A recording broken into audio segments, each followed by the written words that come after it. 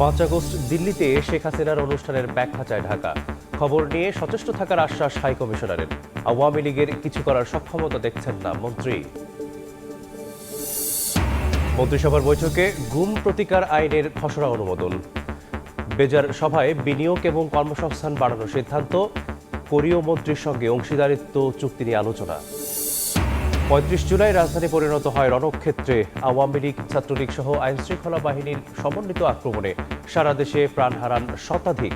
ঘোষণা আসে March to Dhaka কর্মসূচির।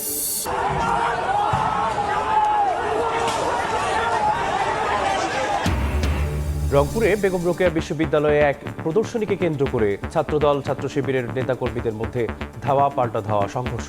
দুপক্ষের 10 জন আহত। এবং প্রাথমিক এবং মাধ্যমিক পর্যায়ের পাঠ্য বইয়ে 15,000-এরও বেশি ভুল চিহ্নিত। ইতিহাসের তথ্যগত উপস্থাপনেও বিভ্রাট। কাজ চলছে সংশোধনের, জানালো এনসিটিভি।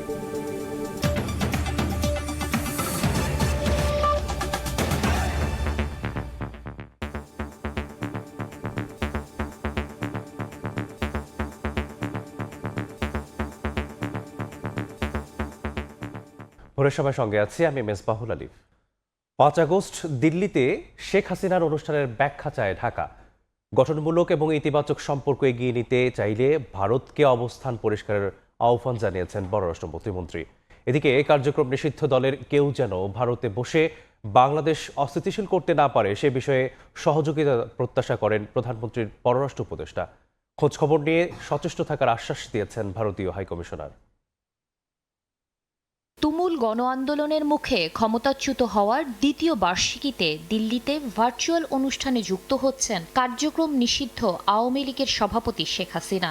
এ নিয়ে বাংলাদেশ ও ভারতের কূটনৈতিক অঙ্গনে চলছে তুমুল আলোচনা।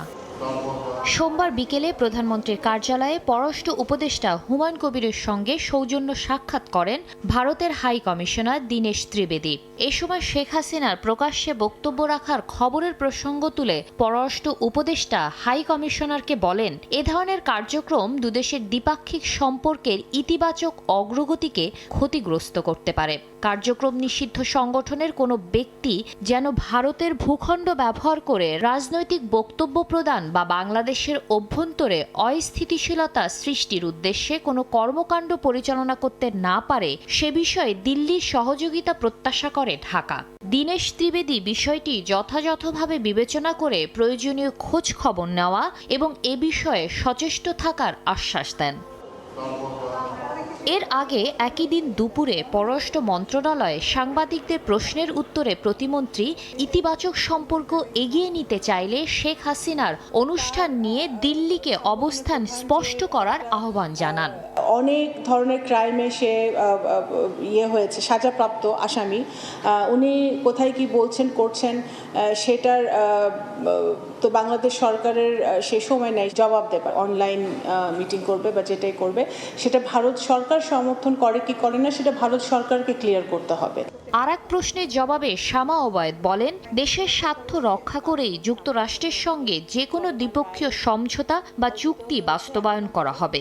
Indo-Pacific is there and Bangladesh has always been a part of it. So ওনারা আসবেন, ওনাদের কাজ করবেন, আমাদের সাথে ওনাদের চলমান ডায়ালগ অতীতেও হয়েছে, এখনো হবে। যুক্তরাষ্ট্র সাথে আমাদের যে কোনো দ্বিপাক্ষিক এগ্রিমেন্ট সম্পর্ক যদি বাংলাদেশের মানুষের স্বার্থে হয় তাহলে আমরা সামনে আগাবো। যদি বাংলাদেশের মানুষের স্বার্থে না হয় তাহলে সেটা আমরা পুনর্বিবেচনা করব।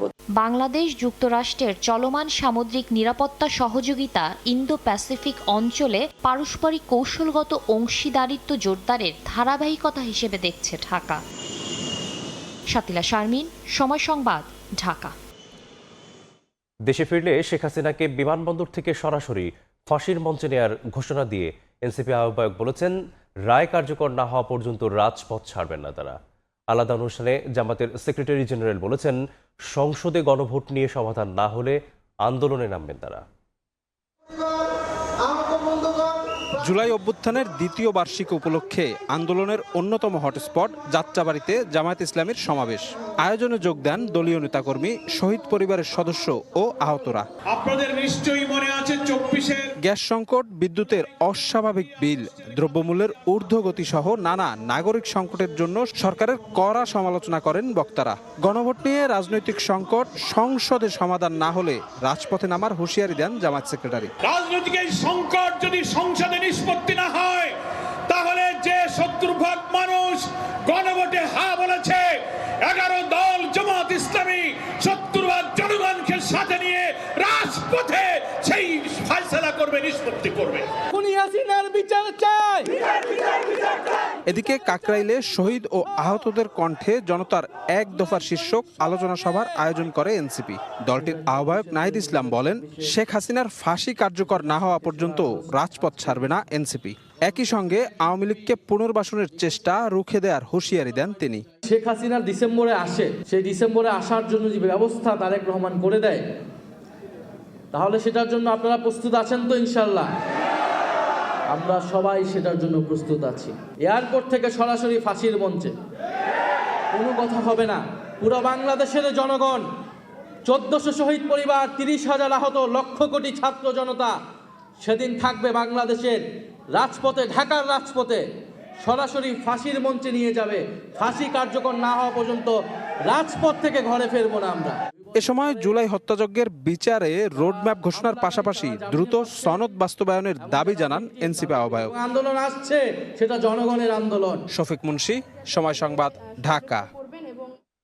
বিরোধী দল পতিত আওয়ামী লীগের ভাষায় কথা বলছে বলে মন্তব্য করেছেন বিএনপি মহাসচিব মির্জা ফখরুল ইসলাম আলমগীর।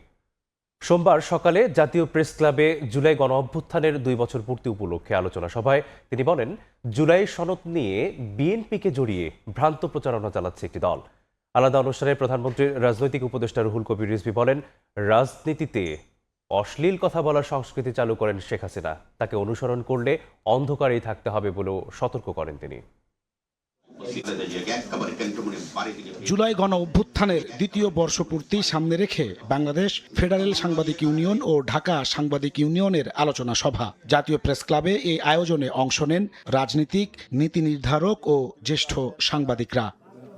দীর্ঘ 17 বছর তথ্য ও সম্প্রচার মন্ত্রী জহিরউদ্দিন স্বপন জানান, সই করা জুলাই সনদের প্রতিটি অক্ষর বাস্তবায়ন করবে সরকার। আমাদের পক্ষ থেকে বারবার আমরা আহ্বান জানাতে চাই যে জুলাই সনদে আমরা স্বাক্ষর করেছি, সেই স্বাক্ষরের সঙ্গে শহীদের রক্ত মিশে আছে।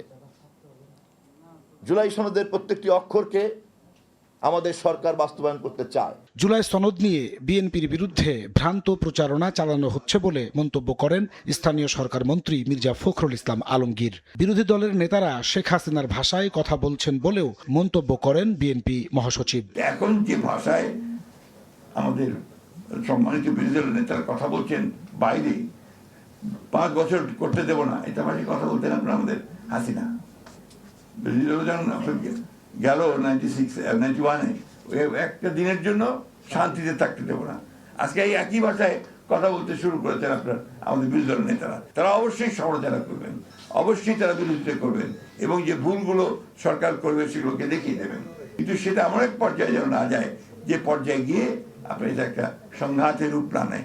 আলাদা অনুষ্ঠানে প্রধানমন্ত্রীর রাজনৈতিক উপদেষ্টা ও বিএনপির সিনিয়র যুগ্ম মহাসচিব রুহুল কবির রিজভী বলেন, রাজনীতিতে অশ্লীল কথা বলার সংস্কৃতি চালু করেন শেখ হাসিনা। তাকে অনুসরণ করলে অন্ধকারেই থাকতে হবে বলে সতর্ক করেন তিনি।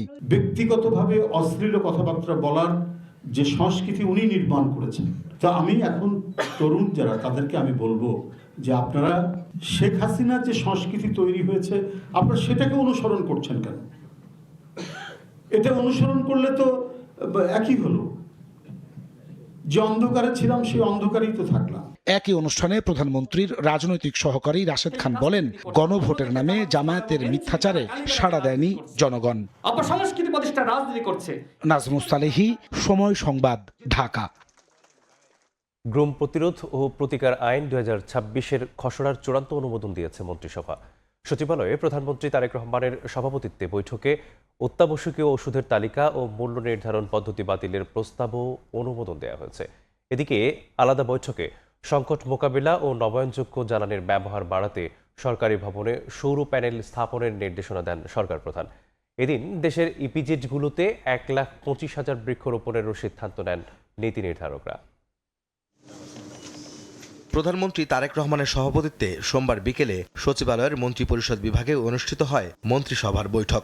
অংশ নেন মন্ত্রিসভার সদস্যরা, ছিলেন মন্ত্রিপরিষদ সচিব।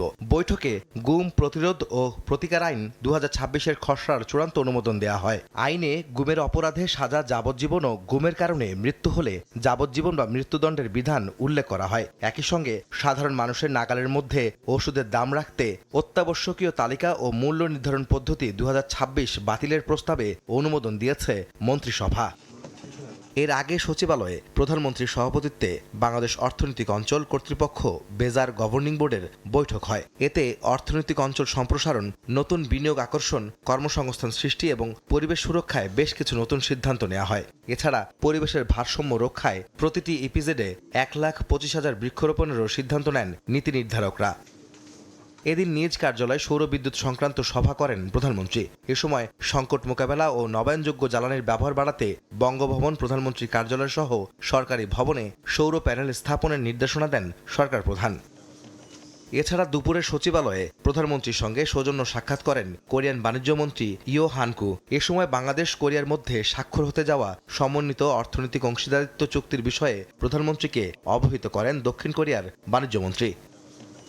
সাক্ষাতে চুক্তির কার্যকারিতার বিভিন্ন দিক নিয়ে আলোচনা হয়, যা কার্যকর হলে দুই দেশের মধ্যে দ্বিপাক্ষিক বাণিজ্য ও অর্থনৈতিক সহযোগিতা আরও সম্প্রসারিত হবে বলে আশাবাদী বাংলাদেশ ও দক্ষিণ কোরিয়া। আহমেদ সালেহিন, সময় সংবাদ, ঢাকা। প্রধানমন্ত্রী তারেক রহমানের সফরে আরও শক্তিশালী হয়েছে বাংলাদেশ চীনের সম্পর্ক। ভবিষ্যতে এই সম্পর্ক নতুন উচ্চতায় নিতে নিবিড়ভাবে কাজ করছে দুপক্ষই। রাজধানীর স্কাটনে এক প্রশিক্ষণ কর্মশালার উদ্বোধনী অনুষ্ঠানে একথা জানান পররাষ্ট্র উপদেষ্টা হুমায়ুন কবির। আর চীন রাষ্ট্রদূত ইয়াও ওয়েন বলেন, দুদেশের সম্পর্কের ভিত্তি বিশ্বাস, বন্ধুত্ব ও অংশীদারিত্ব। তিস্তা মহাপরিকল্পনা ও অর্থনৈতিক করিডোর বাস্তবায়ন নিয়েও আশাবাদ ব্যক্ত করেন তিনি। কম্পারেটিভ গভর্নেন্স ফোরাম 2026 শীর্ষক কর্মশালা মূলত চীনের ফুদান বিশ্ববিদ্যালয়ের আন্তর্জাতিক সম্পর্ক বিভাগের একটি উদ্যোগ। 4 দিনব্যাপী এই আয়োজনে অংশ নেন চীন ও বাংলাদেশের বিভিন্ন বিশ্ববিদ্যালয়ের শিক্ষক ও পেশাজীবীরা। পদ্মা সেতু সহ অবকাঠামো উন্নয়নে চীনের ভূমিকা নিয়ে আলোচনা করবেন তারা। উদ্বোধনী অনুষ্ঠানে চীনা রাষ্ট্রদূত ইয়াও ওয়েন বলেন, তিস্তা মহাপরিকল্পনা ও চীন মিয়ানমার বাংলাদেশ অর্থনৈতিক করিডোরের বিষয়ে একমত দুই দেশ। আগামী দিনেও সম্পর্কের ভিত্তি হবে বিশ্বাস, বন্ধুত্ব ও অংশীদারিত্ব। China will not waver in its commitment to the overall direction of China-Bangladesh friendly relations and will always be a trustworthy, good friend, good neighbor and good partner of Bangladesh. Prime Minister Tareq Rahman paid a historical visit to China. Tista River, modernization and expansion of Mongla port facilities, and advancing the China-Myanmar-Bangladesh economic corridor.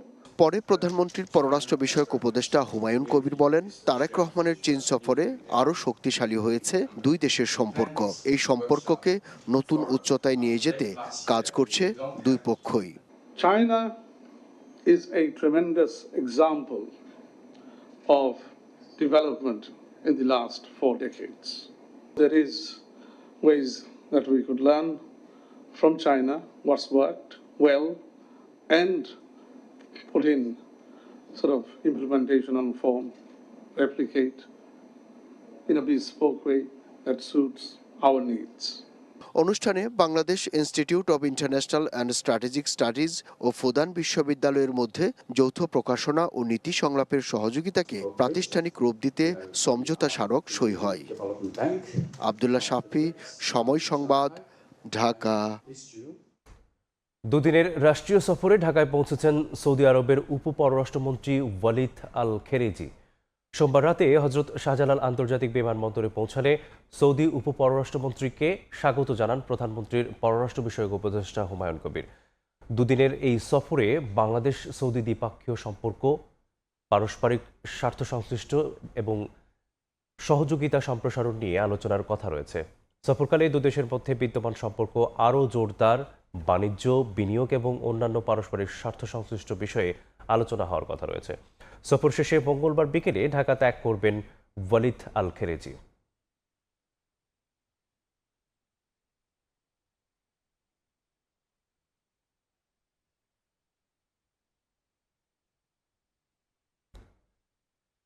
দেশের স্বার্থ রক্ষায় সরকার নতজানু পররাষ্ট্রনীতি অনুসরণ করবে না বলে জানিয়েছে প্রধানমন্ত্রীর বিশেষ সহকারী ডক্টর সাইমন পারভেজ। সোমবার বিকেলে জাতীয় প্রেস ক্লাবে এক গোলটেবিল আলোচনায় তিনি বলেন, জনগণের প্রয়োজনেই পদ্মা ব্যারেজ বাস্তবায়ন করে পানি প্রবাহ নিশ্চিত করতে চায় সরকার। এ সময় শুধু নির্মাণ নয়, কার্যকর পানি কূটনীতিও জরুরি বলে মত দেন বক্তারা। সোমবার বিকেলে রাজধানীর জাতীয় প্রেস ক্লাবে পদ্মা ব্যারেজ সম্ভাবনা ও চ্যালেঞ্জ শীর্ষক গোলটেবিল আলোচনার আয়োজন করে institute of global cooperation foundation. এতে প্রকল্প বাস্তবায়ন সংশ্লিষ্ট বিষয়ের পাশাপাশি পানি কূটনীতি নিয়েও হয় আলোচনা। আমাদের সাথে ভারতের যে গোলটেবিল আলোচনায় প্রকল্পের সম্ভাবনা, অর্থায়ন এবং বাস্তবায়নের নানা চ্যালেঞ্জ উঠে আসে। ব্যারেজ নির্মাণের পাশাপাশি উজানের দেশগুলোর সঙ্গে কার্যকর কূটনৈতিক উদ্যোগের মাধ্যমে পানির প্রবাহ নিশ্চিত করার জোর দেন বক্তারা। অর্থায়নের প্রসঙ্গও তোলেন কেউ কেউ। আরেকটা জায়গায় আমার একটু আপত্তি আছে, সেটা এ সময় দেশের স্বার্থ রক্ষায় সরকার নতজানু পররাষ্ট্রনীতি অনুসরণ করবে না বলে জানান প্রধানমন্ত্রীর বিশেষ সহকারী ডক্টর সাইমন পারভেজ। বলেন, জনগণের প্রয়োজনেই পদ্মা ব্যারেজ বাস্তবায়ন করে পানির প্রবাহ নিশ্চিত করতে চায় সরকার। পদ্মা ব্যারেজ তৈরি যে ঘোষণা এবং সেটার কার্যক্রম শুরু করার মাধ্যমে এটা আমরা স্পষ্টভাবে জানিয়ে দিতে চাই যে বাংলাদেশের যে পররাষ্ট্রনীতি, সেই পররাষ্ট্রনীতি কিন্তু আর নতজানু পররাষ্ট্রনীতি হবে না। বাংলাদেশের যে পানি বিষয়ক যে আচরণ এবং পানির বন্টন বিষয়ক যে আমাদের অবস্থান, সেটা কিন্তু অন্য কোনো দেশের স্বার্থ অনুযায়ী আমরা সেই অবস্থান নেব না। ব্যারেজ বাস্তবায়িত হলে দেশের জিডিপিতে অতিরিক্ত 0.5 থেকে 1% পর্যন্ত প্রবৃদ্ধি যোগ হতে পারে বলে আশা প্রকাশ করেন প্রধানমন্ত্রীর অর্থ উপদেষ্টা ডক্টর রাশেদ আল মাহমুদ তিতুমির। এই প্রকল্পের মাধ্যমে আমাদের হাইড্রো পাওয়ার উৎপাদন হবে, যেটা আমাদের নিজস্ব পরিস্থিতিতে দরকার।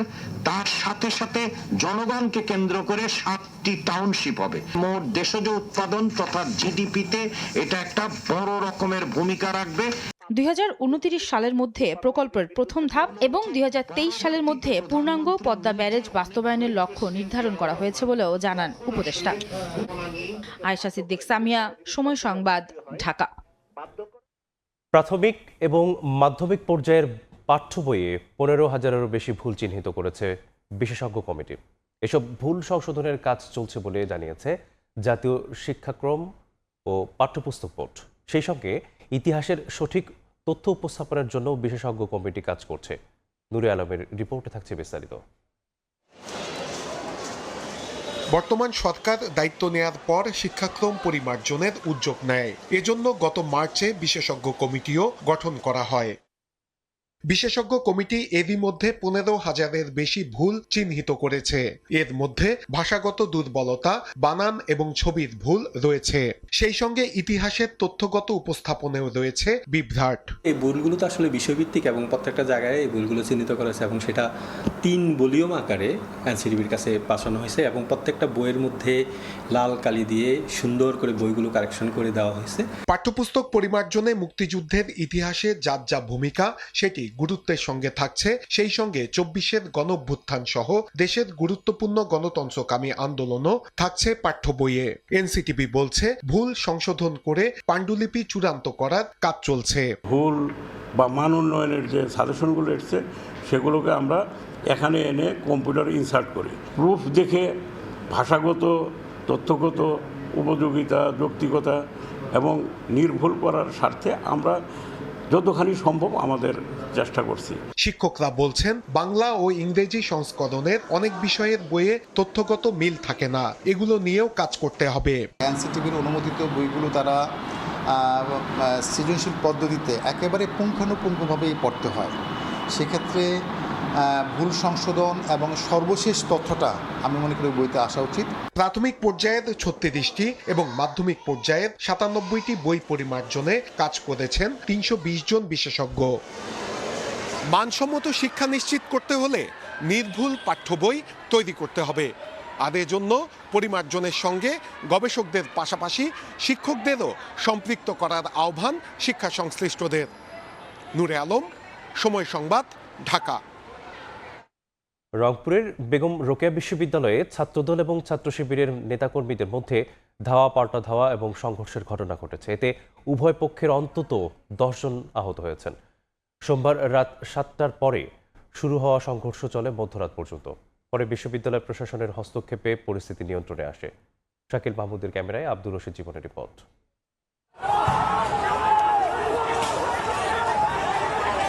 সোমবার সন্ধ্যা 7টার পর থেকেই উত্তপ্ত হয়ে ওঠে বেগম রোকেয়া বিশ্ববিদ্যালয় ক্যাম্পাস।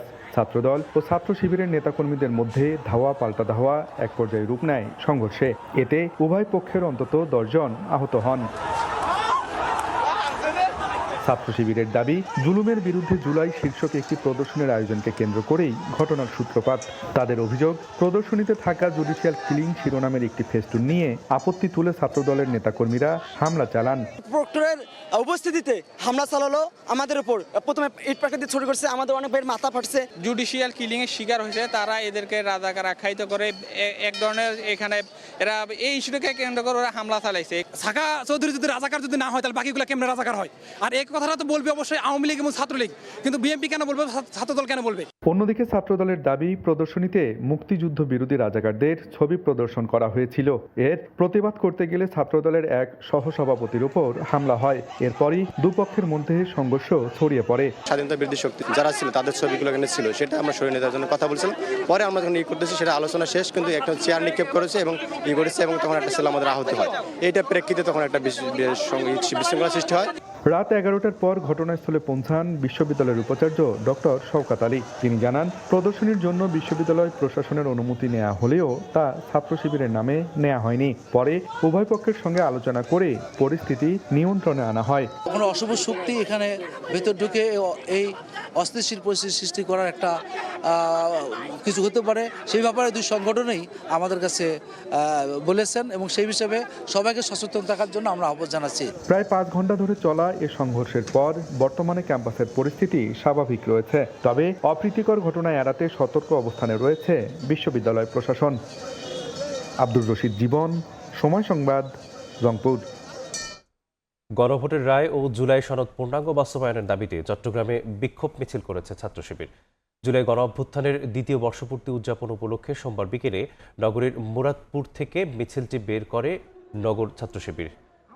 দেয়া হয় জুলাই গণ অভ্যুত্থান নিয়ে নানা স্লোগান। 16 হর্ষর হয়ে নগরীর 2 নম্বর গেটে গিয়ে শেষ হয় মিছিলটি। সংক্ষিপ্ত সমাবেশে গণভোটের রায় ও জুলাই সনদ পূর্ণাঙ্গ বাস্তবায়ন সহ গণহত্যার বিচারের দাবি জানান বক্তারা।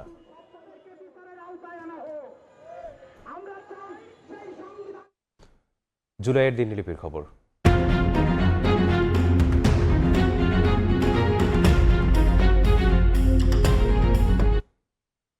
35 জুলাই সরকার পতনের এক দফা দাবিতে দেশ জুড়ে চলছিল অসহযোগ আন্দোলন, যার বিপরীতে এদিন ঘোষণা দিয়ে অস্ত্র হাতে মাঠে নামে আওয়ামী লীগ, যুবলীগ এবং ছাত্রলীগ। পুরো দেশ পরিণত হয় এক যুদ্ধক্ষেত্রে। প্রাণ হারান শতাধিক মানুষ। চলমান আন্দোলনকে জঙ্গি হামলা বলে আখ্যায়িত করে শেখ হাসিনা সরকার, কিন্তু তাতে বিচলিত হয়নি অভ্যুত্থানকারীরা, বরং ঘোষণা আসে মার্চ টু ঢাকা কর্মসূচির। কি ঘটেছিল জুলাইয়ের ঘটনাবহুল এই দিনে, বিস্তারিত দেখুন নাজমুস সালেহিনের প্রতিবেদনে।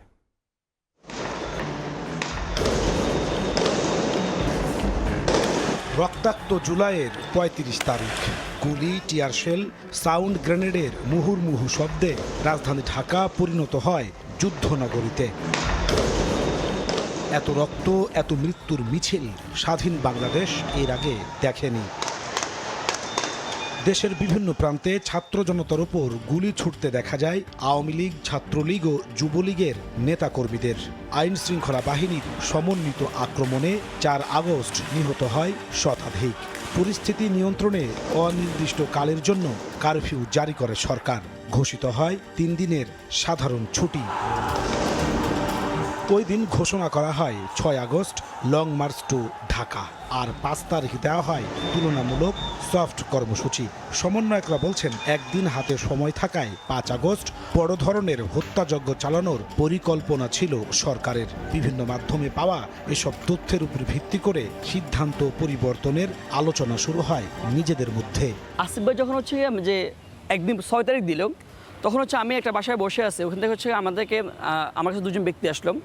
ব্যক্তি এসে বলতেছে, ভাই আমরা শুনতে পাচ্ছি হচ্ছে কি মানে কি যদি আমরা একটা দিন সময় দিলে হচ্ছে শেখ হাসিনা সব কিছু গোছাই নেবে। কিন্তু হাসিনার যতগুলো পেটোয়া বাহিনী সবাইকে ঢাকায় আনার সিদ্ধান্ত সে কিন্তু নিয়েছিলেন। তো ওই ঘোষণা যদি আমরা না দিতাম তাহলে যেটা হতো যে ঢাকা শহর একটি বড় রকমের ম্যাসাকার চালানোর পরিকল্পনা করত শেখ হাসিনা। পরিকল্পনা নিয়ে ছাত্র সংগঠনগুলোর সঙ্গে যোগাযোগ শুরু করে সমন্বয়করা। সবার সম্মতিতে সিদ্ধান্ত হয় 6 আগস্ট নয় 5 আগস্ট পালিত হবে চূড়ান্ত কর্মসূচি লং মার্চ টু ঢাকা। আন্দোলনকারী এবং অনেকের পক্ষ থেকে প্রোগ্রাম প্রস্তাব দেওয়া হয়েছিল বিভিন্ন স্টেক হোল্ডার থেকে যে 6 তারিখের প্রোগ্রামটাই 5 তারিখে নিয়ে আসতে হবে। তখন এটা নিয়ে আমরা অনেকক্ষণ আলাপ আলোচনা করেছি যে এটা চ্যালেঞ্জ হবে কিনা। তখন আমরা এটি আমাদের দলের তৎকালীন চেয়ারম্যানকে জানিয়েছিলাম। তখন উনি আমাদেরকে বলেছেন হ্যাঁ, মহাসচিবের সাথে ওনার কথা হয়েছে, আমাদের পক্ষ থেকে যেন আমরা ওকে বলে ফেলি। 6 তারিখে দেওয়ার প্ল্যান করতেছিল, একদিন গুছায় তারা চিন্তা করতেছিল যে ঘোষণা করবে, কিন্তু আমাদের এখানে বক্তব্য ছিল যে অলরেডি আমরা রাস্তায় নেমে গেছি। তাদের একটা ভয় ছিল ভাই লোকজন আসবে কিনা, এরকম একটা ব্যাপার ছিল। তো আমরা বললাম যে অবশ্যই আমরা একবারে সর্বশক্তি নিয়ে ঝাঁপাই পড়তেছি। তো যেটা ছিল যে হ্যাঁ তারাও একটু কনফিডেন্স পায়, আচ্ছা ঠিক আছে তাহলে ঘোষণা করা যায়।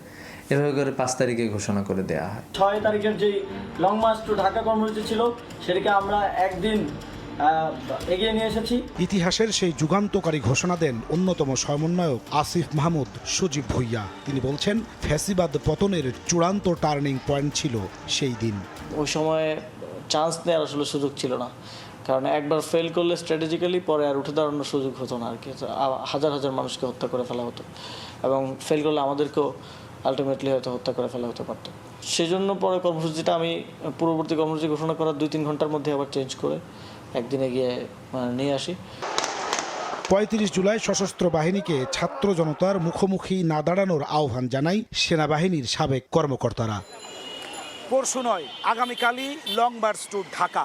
4 আগস্ট এই একটি মাত্র ঘোষণায় 5 আগস্ট ঢাকার সমস্ত রাজপথ গিয়ে মিশেছিল গণভবনের মোহনায়, যার ফলশ্রুতিতে চূড়ান্তভাবে পতন হয় 17 বছরের ফ্যাসিবাদের। নাজমুস সালেহী, সময় সংবাদ, ঢাকা। ভয়াবহ গ্যাস সংকটে পড়েছে চট্টগ্রাম। ঢাকায় গ্যাস সরবরাহ বাড়াতে চট্টগ্রামে গ্যাস সরবরাহ কমানো হয়েছে বলে জানিয়েছে কর্ণফুলী গ্যাস ডিস্ট্রিবিউশন কোম্পানি লিমিটেডের কর্মকর্তারা। চুলা জ্বলছে না, গ্যাসের অপেক্ষায় বন্ধ রান্না, আর সিএনজি স্টেশনে গ্যাস সংকটে ঘন্টার পর ঘন্টা দাঁড়িয়ে শত শত যানবাহন। গ্যাস নিতে দীর্ঘ অপেক্ষায় ক্ষোভ প্রকাশ করেছেন যানবাহনের চালকেরা। 4:30 বাজাইছি, এখনো লাইনে আছি।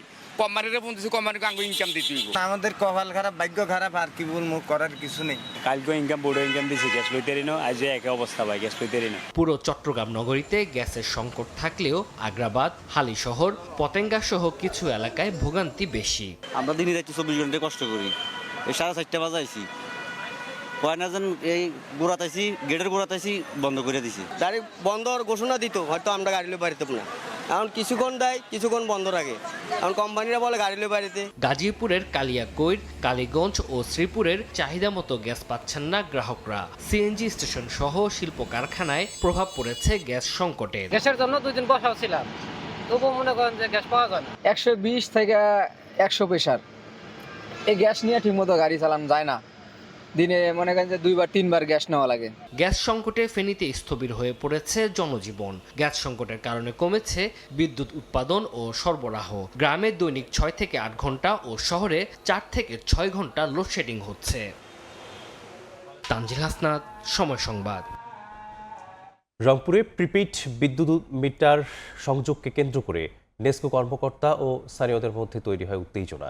প্রায় 3 ঘন্টা অবরুদ্ধ থাকার পর রংপুর উন্নয়ন কর্তৃপক্ষের চেয়ারম্যানের আশ্বাসে মুক্তি পান নেসকোর 2 কর্মকর্তা।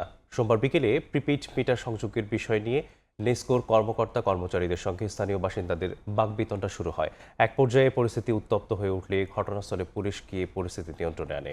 এ সময় নেসকোর 2 কর্মকর্তাকে অবরুদ্ধ করে রাখেন এলাকাবাসী। পরে রংপুর উন্নয়ন কর্তৃপক্ষের চেয়ারম্যানের আশ্বাসে প্রায় 3 ঘন্টা পর অবরুদ্ধ থাকা 2 কর্মকর্তাকে ছেড়ে দেন স্থানীয়রা। তাদের অভিযোগ, প্রিপেইড মিটার স্থাপন করে অস্বাভাবিক হারে কেটে নেওয়া হচ্ছে টাকা। অ্যানালগ মিটার পুনঃস্থাপনের দাবি জানানো হয়।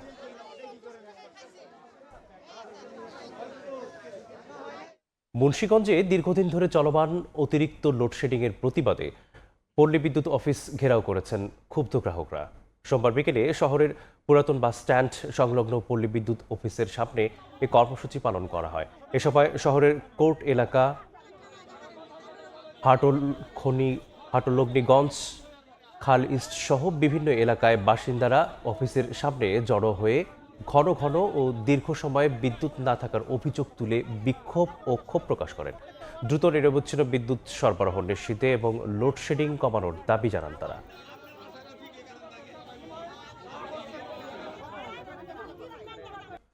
সরকারের খাল পুনঃখনন কাজের সুফল পেতে শুরু করেছে গাইবান্ধাবাসী। জেলার 7টি উপজেলার এক সময়ের অস্তিত্বহীন 12টি খাল পুনঃখননের বেশিরভাগ অংশের কাজ শেষ হওয়ায় সচল হয়েছে পানি প্রবাহ। এতে সেচ সুবিধা বাড়ার পাশাপাশি খালের পাড়গুলো রূপান্তরিত হয়েছে যাতায়াতের রাস্তা হিসেবে। সেই একই সঙ্গে তৈরি হয়েছে দেশীয় মাছের প্রজনন ক্ষেত্র। সরকারের এমন উদ্যোগে স্থানীয়রা বহুমুখী সুবিধা পাচ্ছে জানিয়ে বাকি খাল খননগুলো উদ্ধার করে খননের কথা জানান স্থানীয় প্রশাসন। সোহেল রানা তোলা ছবিতে বিপ্লব ইসলামের রিপোর্ট। একসময় যা ছিল কেবলই মানচিত্রে, বাস্তবতায় যার কোনো অস্তিত্বই ছিল না। সরকারের বিশেষ উদ্যোগে গাইবান্ধার সেই মৃতপ্রায় খালগুলো এখন প্রাণ ফিরে পেয়েছে। জেলার 7টি উপজেলার এমন হারিয়ে যাওয়া 12টি গুরুত্বপূর্ণ খাল পুনঃখননের মাধ্যমে ফিরিয়ে আনা হচ্ছে পানির স্বাভাবিক প্রবাহ। বছরের পর বছর ধরে ভরাট ও দখল হয়ে থাকা এসব খালে এখন থই থই করছে পানি, যা অবহেলিত গ্রামীণ জনপদে এনে দিয়েছে নতুন আশার আলো। এই প্রকল্পের সবচেয়ে বড় সুফল পাচ্ছেন স্থানীয় কৃষকরা। নালাটা খোঁড়ার পর এখানে প্রায় 500 থেকে 700 বিঘা জমি আবাদ হবে। খাল খননের পরে বিলের পানি নিষ্কাশন হওয়ার পরে এখন ওখানে আবাদ হয়, তারপরে কৃষকেরা যাতায়াত সুবিধা হয়েছে। জমিটা এখন আবাদ হবে ভালো, প্রজন্ম আস্থা হলো, নালা হলো, পরিবর্তন হলো, উন্নতি হলো।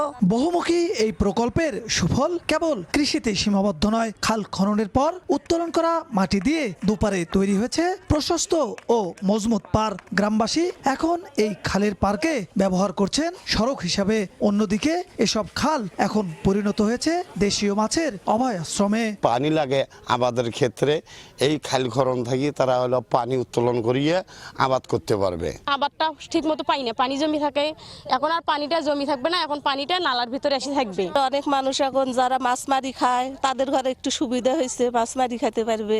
এদিকে সরকারের বিশেষ এই উদ্যোগের এসব খাল দীর্ঘমেয়াদী করতে সুনির্দিষ্ট পরিকল্পনা করে খনন করা হচ্ছে বলে জানান সংশ্লিষ্টরা। নানাবিধ সুবিধা রয়েছে, যেমন এই পাশের জমিগুলিতে এক ফসলি জমি, এগুলি পানি আটকে থাকতো এবং এটা বড় সিজন যেটা, সেটাতে এখানে আমন সিজনে এখানে আপনার ফসল হতো না। তো এই খননের কারণে আমরা আশা করতেছি যে এই পানিগুলি আমরা নামার ব্যবস্থা করে দেবো এবং এই জমিগুলো 2 ফসলই হবে এবং জমিগুলোর ভ্যালু অনেক বেড়ে যাবে, যার মাধ্যমে আপনার এলাকার জলাবদ্ধতা পাশাপাশি অনেক জমি আপনার আমাদের সেচের কার্যক্রমে আসবে এবং আপনার মাছ বিদ্যুৎ উৎপাদন পাবে, পাশাপাশি ফসল আমাদের ধান উৎপাদন বৃদ্ধি পাবে। জেলার 7 উপজেলায় 39.5 কিলোমিটার 12টি খাল খননে ব্যয় ধরা হয়েছে প্রায় 15 কোটি 44 লাখ টাকা। অস্তিত্ববিহীন এসব খালের পুনর্জন্মে গাইবান্ধায় কৃষি, যোগাযোগ ও মৎস্য খাতে আসবে ব্যাপক পরিবর্তন, বদলে যাবে এসব এলাকার অর্থনীতির চিত্র। বিপ্লব ইসলাম, সময় সংবাদ, গাইবান্ধা। যানজট ও সড়ক দুর্ঘটনা কমাতে পঞ্চগড়ে প্রায় 3 কিলোমিটার মহাসড়ক লেন 2 লেন থেকে 4 লেনে উন্নীত করার কাজ চলছে। তবে প্রকল্প বাস্তবায়নে ধীরগতির অভিযোগ উঠেছে। একই সঙ্গে মহাসড়কে ঘন ঘন ইউটার্ন রাখার বাড়ছে দুর্ঘটনার ঝুঁকি। দ্রুত কাজ শেষ করা সহ ঝুঁকিপূর্ণ ইউটার্ন পুনর্বিন্যাসের দাবিতে জেলা প্রশাসক সহ সংশ্লিষ্ট দপ্তরে গণস্বাক্ষর জমা দিয়েছে এলাকাবাসী। রাহাত হোসেন রাফির তোলা ছবিতে সোহাগ রিপোর্ট। রাতের আধারে সড়কের ডিভাইডারে ধাক্কা লেগে দুমড়ে মুচড়ে গেছে মাইক্রোবাস। আবার সড়ক প্রশস্তকরণের কাজের জন্য খনন করা পাশের খালে উল্টে পড়েছে ইজি বাইক। প্রতিদিনই ঘটছে এমন ছোট বড় দুর্ঘটনা। পঞ্চগড় শহরের চৌরঙ্গি মোড় থেকে ব্যারিস্টার বাজারের সিংপাড়া এলাকার যুব উন্নয়ন কার্যালয় পর্যন্ত প্রায় 3 কিলোমিটার মহাসড়ক 2 লেন থেকে 4 লেনে উন্নীত করার কাজ চলছে। সড়ক প্রশস্ত করার পাশাপাশি নির্মাণ করা হচ্ছে রোড ডিভাইডার। যানজট নিরসন এবং দুর্ঘটনা এড়াতে শুরু হয়েছে 4 লেনের এই প্রকল্পের কাজ। তবে ধীরগতিতে নির্মাণ এবং ঘন ঘন ইউটার্নে স্থানীয়দের অভিযোগ সুফলের পরিবর্তে বাড়ছে জনদুর্ভোগ। একই সাথে প্রতিনিয়ত ঘটছে ছোট বড় দুর্ঘটনা। এই বিটার ইউটার্নগুলো খুব ঘন হওয়াতে এখানে অ্যাক্সিডেন্ট খুবই হচ্ছে। সময় দেখা গেল একটা ট্রাক আসতেছে, ওই ট্রাকটাকে সাইড দিতে যায় আমাদেরকে গর্তে পড়ে যাইতে হয়। এতগুলো ইউটার্ন দেওয়ার কারণে প্রায় সময় দেখা যায় অ্যাক্সিডেন্টগুলো হয়ে যায়। খুব দ্রুত কাজটা করলে আমার সাধারণ মানুষের দুর্ঘটনা থেকে তারা রেহাই পাবে আর কি। এদিকে ঝুঁকিপূর্ণ ইউটার্ন পুনর্বিন্যাসের দাবিতে 6 জুলাই জেলা প্রশাসন, সড়ক বিভাগ সহ সংশ্লিষ্ট দপ্তরে গণস্বাক্ষরে লিখিত অভিযোগ দিয়েছেন এলাকাবাসী। জেলা প্রশাসনের দাবি, যানজট কমাতেই 4 লেন প্রকল্পের কাজ চলমান রয়েছে, আর টানা বৃষ্টির কারণে কাজের গতি কিছুটা কমেছে বলে জানিয়েছে সড়ক বিভাগ। এই যানজট নিরসনকল্পে রোডস অ্যান্ড হাইওয়ে ডিপার্টমেন্ট আমাদের যে প্রধান সড়কটি সেটা 4 লেনে উত্তীর্ণকরণের কাজ হাতে নিয়েছে। সেই কার্যক্রম চলমান রয়েছে। যখন বৃষ্টির পানি নেমে যায় তখন আবার আমরা কাজ শুরু করি। আর দ্বিতীয় যে ডিভাইডারটা, জিনিসটা তো নতুন, এখন অভ্যস্ত না মানুষ, এখন হঠাৎ করে ডিভাইডার দেখে হয়তো তারা ধাক্কা টাকা খেয়েছে, তো এটা আর কয়েকদিনের মধ্যে এটা থাকবে না। প্রায় 40 কোটি টাকা ব্যয়ে বাস্তবায়ন করা এই প্রকল্পের উদ্বোধন করা হয় 2025 সালের 30 নভেম্বর। আগামী 31 ডিসেম্বরের মধ্যে কাজ শেষ হওয়ার কথা রয়েছে।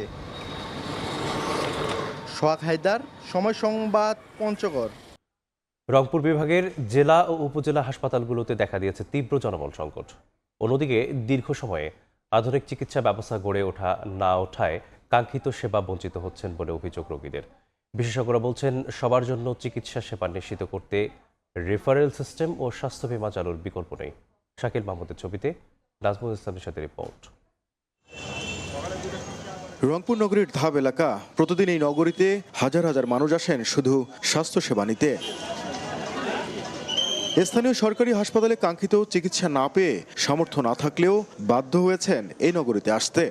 আমাদের কি করে বলে ওটা এমআরআই ওটা নাই, ওই জন্য আমাদের এখানে সুকুমার স্যারকে দেখায় এমআরআই করতে হবে। আমার আব্বু চেষ্টা করেছে, নিউরোলজি কোনো ডাক্তার নাই এরকম ভালো। যদি পয়সা থাকে আপনি ক্লিনিক করতে পারেন, আর পয়সা না দিলে আপনি মেডিকেল করতে পারেন। উপজেলা ও জেলা পর্যায়ে সরকারি হাসপাতাল থাকার পরও কেন চিকিৎসা সেবা নিতে ছুটতে হচ্ছে বিভাগীয় শহরে, সেটি জানতে কাউনিয়া উপজেলা স্বাস্থ্য কমপ্লেক্সের এই তথ্যটুকুই যথেষ্ট। দীর্ঘ সময় ধরে আবাসিক medical officer, surgery, medicine, anaesthesia এবং অর্থোপেডিক কনসালটেন্টের মতো অনেক গুরুত্বপূর্ণ পদ শূন্য, এমনকি রোগ নির্ণয়ের সুযোগও কম। উপজেলা কাঠামোগুলোতে আসলে তো সেভাবে তখন আইসিইউ সাপোর্ট বা সিসিইউ সাপোর্টের ব্যবস্থা করা হয়নি। সেক্ষেত্রে তো আমরা আসলে সেই রোগীগুলো এখানে সেবা দিতে পারি না ওইভাবে। তো এখন এটাই আমাদের চ্যালেঞ্জিং হয়ে দাঁড়ায়। চিকিৎসা সেবা বিভাগের একমাত্র ভরসার জায়গা রংপুর মেডিকেল কলেজ হাসপাতালও ধুঁকছে নানা সংকটে। 600 বেডের এই হাসপাতালকে 1000 বেডে উন্নীত করা হলেও প্রতিদিন চিকিৎসা সেবা নেন প্রায় 2500 রোগী। তীব্র জনবল ও আবাসন সংকটে ব্যাহত হচ্ছে চিকিৎসা সেবা। পরবর্তী হসপিটালটি 1000 বেডের হসপিটাল উন্নত হয় এবং তখন হয়তো জায়গা বাড়ে কিছু, কিন্তু ওই জনবল আর বাড়ানো হয়নি। বিশেষজ্ঞদের মতে সবার জন্য স্বাস্থ্যসেবা নিশ্চিত করতে রেফারেল সিস্টেম এবং স্বাস্থ্য বীমা চালুর বিকল্প নেই। 30% মানুষের কাছাকাছি মানুষ সর্বশান্ত হয়ে যাচ্ছে চিকিৎসার জন্য। সেই জায়গায় ইন্স্যুরেন্স করতে হবে, যে গরিব মানুষের জন্য গভর্নমেন্ট সাবসিডি দেবে, সে ভর্তুকি দিয়ে গরিব মানুষের ইন্স্যুরেন্সের ব্যবস্থা করতে হবে। স্বাস্থ্য বিভাগের তথ্য বলছে, বিভাগের 58টি জেলা ও উপজেলা হাসপাতালের 18,889টি পদের মধ্যে 6,116টি পদই শূন্য। নাজমুল ইসলাম নিশাত, সময় সংবাদ, রংপুর। দীর্ঘ 3 যুগ কোনো সংস্কার না হওয়ায় বেহাল নীলফামারীর সৈয়দপুর কেন্দ্রীয় বাস টার্মিনাল। পুরো টার্মিনাল এলাকা জুড়ে খানাখন্দ আর অস্বাস্থ্যকর নোংরা পরিবেশ, যেখানে যাত্রী ও শ্রমিকদের জন্য নেই ন্যূনতম সুবিধা। পরিবহন সংশ্লিষ্টরা বলছেন, বারবার বিভিন্ন দফতরে টার্মিনালের বিষয়ে আবেদন করা হলেও কোনো ব্যবস্থা নেওয়া হয়নি। তবে পৌরসভা কর্তৃপক্ষ বলছে, টার্মিনাল সংস্কারে এরই মধ্যে ঊর্ধ্বতন মহলে প্রস্তাব পাঠানো হয়েছে। মোহাম্মদ সোহেলের ছবিতে সাকির হোসেন বাদলের রিপোর্ট। পরিবহনে যাত্রী উঠানামা করছে মূল সড়কে, পাশেই টার্মিনাল থাকলেও সেখানে শুধু বাস পার্কিং করা। 1989 সালে নির্মাণ করা হয় নীলফামারীর সৈয়দপুর বাস টার্মিনাল। তবে পৌরসভা কর্তৃপক্ষের কাছে হস্তান্তর করা হয় 2004 সালে। দীর্ঘ 3 যুগেও এর কোনো সংস্কার হয়নি। বর্তমানে খানাখন্দে ভরা পুরো টার্মিনাল এলাকা, চারিদিকে দুর্গন্ধ ও নোংরা পরিবেশ। মূল ভবনটিও জরাজীর্ণ, যেখানে যাত্রী ও শ্রমিকদের জন্য নেই ন্যূনতম সুবিধা। পরিবহন সংশ্লিষ্টরা বলছেন, বারবার বিভিন্ন দপ্তরে টার্মিনালের বিষয়ে আবেদন করা হলেও কোনো ব্যবস্থা নেওয়া হয়নি। গর্ত বড় বড়, গাড়ি নামানো যায় না, পাতি ভাঙি যায়। বাচ্চা কাচ্চা নিয়ে যে বসবো তার কোনো ব্যবস্থা নাই। কাউন্টার এক জায়গায় আর আমাদের বাসে উঠতে লাগে আরেক জায়গায়, এবং সেক্ষেত্রে আমাদের অনেকের হয়তোবা ওয়াশরুমে যাইতে লাগে, আমাদের মহিলা থাকে, বাচ্চারা থাকে। রোড থেকে যখন চলে একটা যাত্রী পারাপার যখন হইতে যায়, তখন এই দিক থেকে একটা গাড়ি আছে, ওই দিক থেকে একটা গাড়ি আছে, তখন দুর্ঘটনার চাপে পড়ে যায়। তবে পৌরসভা কর্তৃপক্ষ বলছে টার্মিনাল সংস্কারে এরই মধ্যে ঊর্ধ্বতন মহলে প্রস্তাব পাঠানো হয়েছে। বিদেশি ঋণ সহায়তা পেলেই কাজ শুরুর আশ্বাস সংশ্লিষ্ট কর্মকর্তার। আমাদের ব্যবসায়ীদের সমস্যা হয়, যাত্রীদের সমস্যা, এই টার্মিনাল অতি তাড়াতাড়ি সংস্কার করা হোক। আমরা প্রজেক্টটা RUTD প্রক্রিয়া পাঠিয়েছি, বিশ্বব্যাংক কর্তৃপক্ষ যদি অনুমোদন করে আমরা কাজটি দ্রুত গতিতে বাস্তবায়ন করতে পারবো। প্রতিদিন সৈয়দপুর টার্মিনাল দিয়ে সারা দেশে প্রায় 10,000 মানুষ যাতায়াত করে। শাকির হোসেন বাদল, সময় সংবাদ, নীলফামারী। দিনাজপুরের হিলি বন্দরের গুরুত্বপূর্ণ রেলওয়ে স্টেশনে ঢাকাগামী আন্তনগর ট্রেনের স্টপেজ না থাকায় দুর্ভোগে রয়েছেন যাত্রী ও ব্যবসায়ীরা। যদিও রাজশাহী ও খুলনাগামী দুইটি আন্তনগর ট্রেন থামলেও যাত্রীদের বসার স্থান এবং টয়লেট সহ নানা সংকটে ভোগান্তি পোহাচ্ছেন তারা। ভুক্তভোগীদের অভিযোগ, বারবার দাবি ও আন্দোলনের পরেও মেলেনি কাঙ্ক্ষিত কোনো সমাধান। অন্যদিকে ব্যবসায়ীরা বলছেন, হিলি রেল স্টেশনকে আধুনিকায়ন করা হলে গতিশীল হবে বন্দরের বাণিজ্য কার্যক্রম। শফিকুল ইসলাম শফিকের তথ্য এবং আমির হামজার ছবিতে রিপোর্ট।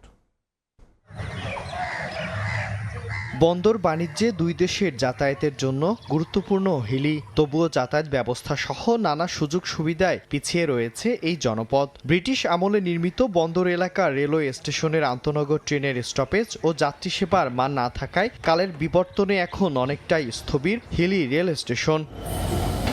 রেলপথে পণ্য আমদানি রপ্তানি এবং ঢাকাসহ বিভিন্ন অঞ্চলে সরবরাহের ব্যবস্থা না থাকায় মুখ ফিরিয়ে নিচ্ছেন ব্যবসায়ীরা, যার প্রভাব পড়ছে বন্দরের বাণিজ্যের পাশাপাশি ইমিগ্রেশন খাতেও। এমনকি রেলযোগে একসময় ভারত থেকে এই স্টেশনে পণ্য এলেও এখন তা বন্ধ রয়েছে। দীর্ঘদিন আন্দোলন সংগ্রাম করেও কোনো সমাধান হয়নি বলে অভিযোগ স্থানীয়দের। তাদের দাবি, দ্রুত ঢাকাগামী আন্তনগর ট্রেনের স্টপেজ চালু এবং যাত্রী সেবার মান উন্নত করা হলে একদিকে যেমন মানুষের ভোগান্তি কমবে, অন্যদিকে গতিশীল হবে দেশের দ্বিতীয় বৃহত্তম স্থলবন্দর হিলির বাণিজ্য কার্যক্রম। এখানে তো আমাদের কোনো ট্রেন থামা নাই, এই জন্য আমাদের অনেক হেনস্থা পোহাতে হয়। একটু বসে দিতে হবে যাত্রীগুলো, এরকম কোনো পরিবেশ নাই। ট্রেন না দাঁড়ালে ভাই মানুষজন আসবে কোথার থেকে, আমরা বেচাকে বিক্রি করবো কোথার থেকে। এদিকে জনবল সংকট সহ নানা সীমাবদ্ধতার কথা জানালেন স্টেশন মাস্টার। একজন স্টেশন মাস্টার, একজন বুকিং সহকারী আর 3 থেকে 4 জন আমার পয়েন্টসম্যান এবং আমার গেটম্যান 2 জন। এই জনবল নিয়ে আমরা হিলি স্টেশনে আছি। এই স্টেশনের বুক চিরে প্রতিদিন 14 জোড়া ট্রেন চলাচল করলেও দাঁড়ায় মাত্র 2টি। সময় সংবাদ, হিলি। লালমনিরহাটের আদিতমারী উপজেলার ঐতিহ্যবাহী বুড়িরহাট অবৈধ দখলদারের কবলে। সরকারি জায়গা দখল করে স্থায়ী স্থাপনা, দোকানপাট ও মুরগির খামার গড়ে তোলায় বিপাকে নতুন ইজারাদার। তার দাবি, অভিযোগ করলেও মিলছে না প্রতিকার। এদিকে দ্রুত অবৈধ দখলদারের বিষয়ে যথাযথ ব্যবস্থা নেওয়ার আশ্বাস প্রশাসনের। কয়েক দশকের ঐতিহ্য বহন করা লালমনিরহাটের আদিতমারী বুড়িরহাট। প্রতি সপ্তাহের মঙ্গলবার ও শুক্রবার বসে এই হাট। তবে হাটটির জায়গা অবৈধ দখলদারদের কবলে পড়ায় ব্যাহত হচ্ছে স্বাভাবিক কার্যক্রম। 2026 সালের পহেলা বৈশাখ 1 বছরের জন্য প্রায় 17,40,000 টাকায় হাটটি ইজারা নেন সাইফুজ্জামান ফারুক। দায়িত্ব বুঝে নেওয়ার পর দেখেন হাটের নির্ধারিত জায়গায় গড়ে উঠেছে স্থায়ী দালান, টিনশেড দোকান ও মুরগির খামার। অভিযোগ আছে হাটের জমিতে অবৈধভাবে স্থাপনা নির্মাণ করে লাখ লাখ টাকা জামানত নিয়ে সেগুলো ভাড়া দেয়া হয়। এতে বাধ্য হয়ে অন্য জায়গায় ভাড়া নিয়ে হাট পরিচালনা করতে হচ্ছে ইজারাদারকে। আমরা লিখিতভাবে অভিযোগ জানাইছি যে ইউনু মহোদয় আমাদেরকে আশ্বাস দিচ্ছে যে উনি দেখবে বিষয়টা। এখানে হাটে যে দোকান করবে এর জায়গা খুবই কম, ভালো হলে দোকান আবার দেওয়া হবে। দোকানপাট যেভাবে মনে করছে সিস্টেম করে দিয়ে গেলে, সিস্টেম করলে জায়গা অনেক জায়গা আছে, পড়ি আছে এমনি। এমনকি ড্রেনের উপর গড়ে উঠেছে স্থাপনা। এতে বর্জ্য নিষ্কাশন ব্যবস্থা প্রায় অচল। পশু জবাইয়ের রক্ত ও বর্জ্য খোলা স্থানে ফেলায় দুর্গন্ধে অতিষ্ঠ বাসিন্দারা। দ্রুত অবৈধ দখলদারদের বিষয়ে যথাযথ ব্যবস্থা নেওয়ার আশ্বাস প্রশাসনের। অবৈধ দখলদার হিসেবে অনেকেই দোকান করে আসছেন এবং ব্যবসাও করছে, তো এর বিরুদ্ধে আমরা আইনানুগ ব্যবস্থা নিচ্ছি। কিছু অবৈধ স্থাপনা আছে বলার বিষয়ে আমাকে জানিয়েছে, তো আমরা এই হাটটি পরবর্তীতে যাতে হলো সঠিকভাবে পরিচালনা করতে পারি এবং অবৈধ স্থাপনাগুলো যারা চিহ্নিত করে সেগুলো উচ্ছেদের ব্যবস্থা গ্রহণ করতে পারি সে বিষয়ে প্রয়োজনীয় পদক্ষেপ গ্রহণ করা হচ্ছে। বাংলাদেশ হাট ও বাজার আইন 2023 অনুযায়ী সরকারি খাস জমিতে অনুমতি ছাড়া স্থাপনা নির্মাণ বেআইনি ও শাস্তিযোগ্য অপরাধ। সময় সংবাদ, লালমনিরহাট। রংপুর নগরীতে বাড়ছে চুরি, ছিনতাই আর মাদক সংশ্লিষ্ট অপরাধ। গত 3 মাসে বিভিন্ন অপরাধে 441টি মামলায় গ্রেপ্তার করা হয়েছে 479 জনকে। নগর জুড়ে অপর্যাপ্ত সিসি ক্যামেরা, সড়কবাতির সুযোগকে কাজে লাগিয়ে বাড়ছে নিত্য নতুন অপরাধ। এর ফলে উদ্বেগ বাড়ছে নগরবাসীর মধ্যে। তবে পুলিশ বলছে অপরাধ দমনে নিয়মিত অভিযান চালানো হচ্ছে। তারিকুল ইসলামের ক্যামেরায় আব্দুর রশিদ জীবনের রিপোর্ট। জনসংখ্যা ও নগরায়নের সঙ্গে পাল্লা দিয়ে রংপুরে বেড়েছে চুরি, ছিনতাই, মাদক কারবার সহ নানা অপরাধ। ফলে আতঙ্ক বাড়ছে নগরবাসীর মাঝেও। নগরীর বিভিন্ন সড়ক, অলিগলি ও গুরুত্বপূর্ণ মোড়ে নেই পর্যাপ্ত সিসি ক্যামেরা, এমনকি সড়কবাতি। এ সুযোগে সক্রিয় হয়ে ওঠে অপরাধীরা। প্রায় প্রতিদিনই ঘটছে ছোট বড় অপরাধমূলক কর্মকাণ্ড। সিকিউরিটি নাই, রাস্তায় চুরি, ছিনতাই, ডাকাতি সবসময় হইতে থাকে। এক জায়গাতে সিসি ক্যামেরা দেখা যায়, বাইরের সাইড দিয়ে দেখা যায় না। যেসব এলাকায় সিসিটিভি নাই বা প্রশাসনের তৎপরতা নাই, সেই সব এলাকায় আমরা বেশি সমস্যায় পড়ি। নাগরিক সমাজের প্রতিনিধিরা বলছেন, শুধু অভিযান নয়, অপরাধ নিয়ন্ত্রণে প্রয়োজন প্রযুক্তি নির্ভর নজরদারি। যত তাড়াতাড়ি সম্ভব রংপুর সিটি কর্পোরেশনকে সম্পূর্ণরূপে সিসি ক্যামেরার আওতায় নিয়ে আসা, উন্নত প্রযুক্তি ব্যবহার করা। এখানে হলো ডিজিটালাইজড যে সিস্টেমগুলো আছে সেটাকে আরও থানা পর্যন্ত, একেবারে থানা লেভেল পর্যন্ত এবং ওয়ার্ড লেভেল পর্যন্ত এই বিষয়গুলোকে বিস্তীর্ণতা যত লাভ করবে তত বেশি অপরাধী শনাক্ত করা সম্ভব হবে। তবে রংপুর মেট্রোপলিটন পুলিশ বলছে, সীমাবদ্ধতা থাকলেও নগরবাসীর নিরাপত্তায় নিয়মিত টহল, বিশেষ অভিযান এবং অপরাধীদের গ্রেপ্তারে ধারাবাহিকভাবে কাজ করছে তারা। 3টা সেক্টরের আন্ডারে 50টা সাব সেক্টর করে 3টা সেক্টর 3 জন ডিসি, পুলিশ সুপার পদমর্যাদার, এসপি পদমর্যাদার 3 জন ডিসি নেতৃত্ব দিয়ে কাজ করতেছেন। পুলিশের তথ্য অনুযায়ী গত 3 মাসে বিভিন্ন অপরাধে 441টি মামলায় গ্রেপ্তার করা হয় 479 জনকে, যারা অধিকাংশই চুরি, ছিনতাই ও মাদক সংশ্লিষ্ট মামলার আসামি। একই সময়ে উদ্ধার করা হয়েছে প্রায় 1,36,00,000 টাকার মাদকদ্রব্য। আব্দুর রশিদ জীবন, সময় সংবাদ, রংপুর। নওগাঁয় সড়ক থেকে উদ্ধার হয়েছে অটোরিকশা চালকের মরদেহ। রোববার রাতে বদলগাছির একটি সড়ক থেকে যুবক সোহরাব হোসেন রকির মরদেহ উদ্ধার করা হয়। স্বজনরা জানান, রাতে অটোরিকশা নিয়ে বের হন সোহরাব। সড়কে গুরুতর আহত অবস্থায় পড়ে থাকতে দেখলে উদ্ধার করেন স্থানীয়রা। সদর হাসপাতালে নেয়ার পথে সোহরাবের মৃত্যু হয়। ধারণা করা হয় দুর্বৃত্তরা ছিনতাইয়ের পর সোহরাবকে হত্যার পর পালিয়ে যায়।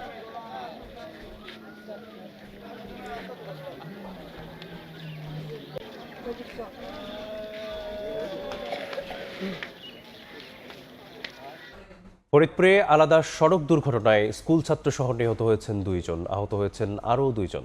সোমবার বিকেলে সদর উপজেলার কানাইপুরে 2 বন্ধুকে সঙ্গে নিয়ে মোটরসাইকেল চালাচ্ছিল কানাইপুর স্কুল অ্যান্ড কলেজের 10ম শ্রেণীর শিক্ষার্থী সোয়াদ মোল্লা। একটি অটোরিকশার সঙ্গে ধাক্কা লাগলে ছিটকে পড়ে মোটরসাইকেল। ছিটকে পড়ে আহত হন সোয়াদ ও তার 2 বন্ধু। স্থানীয়রা তাদের উদ্ধার করে ফরিদপুর মেডিকেলে নিলে চিকিৎসক সোয়াদকে মৃত ঘোষণা করেন। এছাড়া ঢাকা খুলনা মহাসড়কে মধুখালীর মাঝকান্দি এলাকায় মহাসড়ক পারাপার হওয়ার সময় মোটরসাইকেল চাপায় প্রাণ হারান বৃদ্ধ আমেনা বেগম।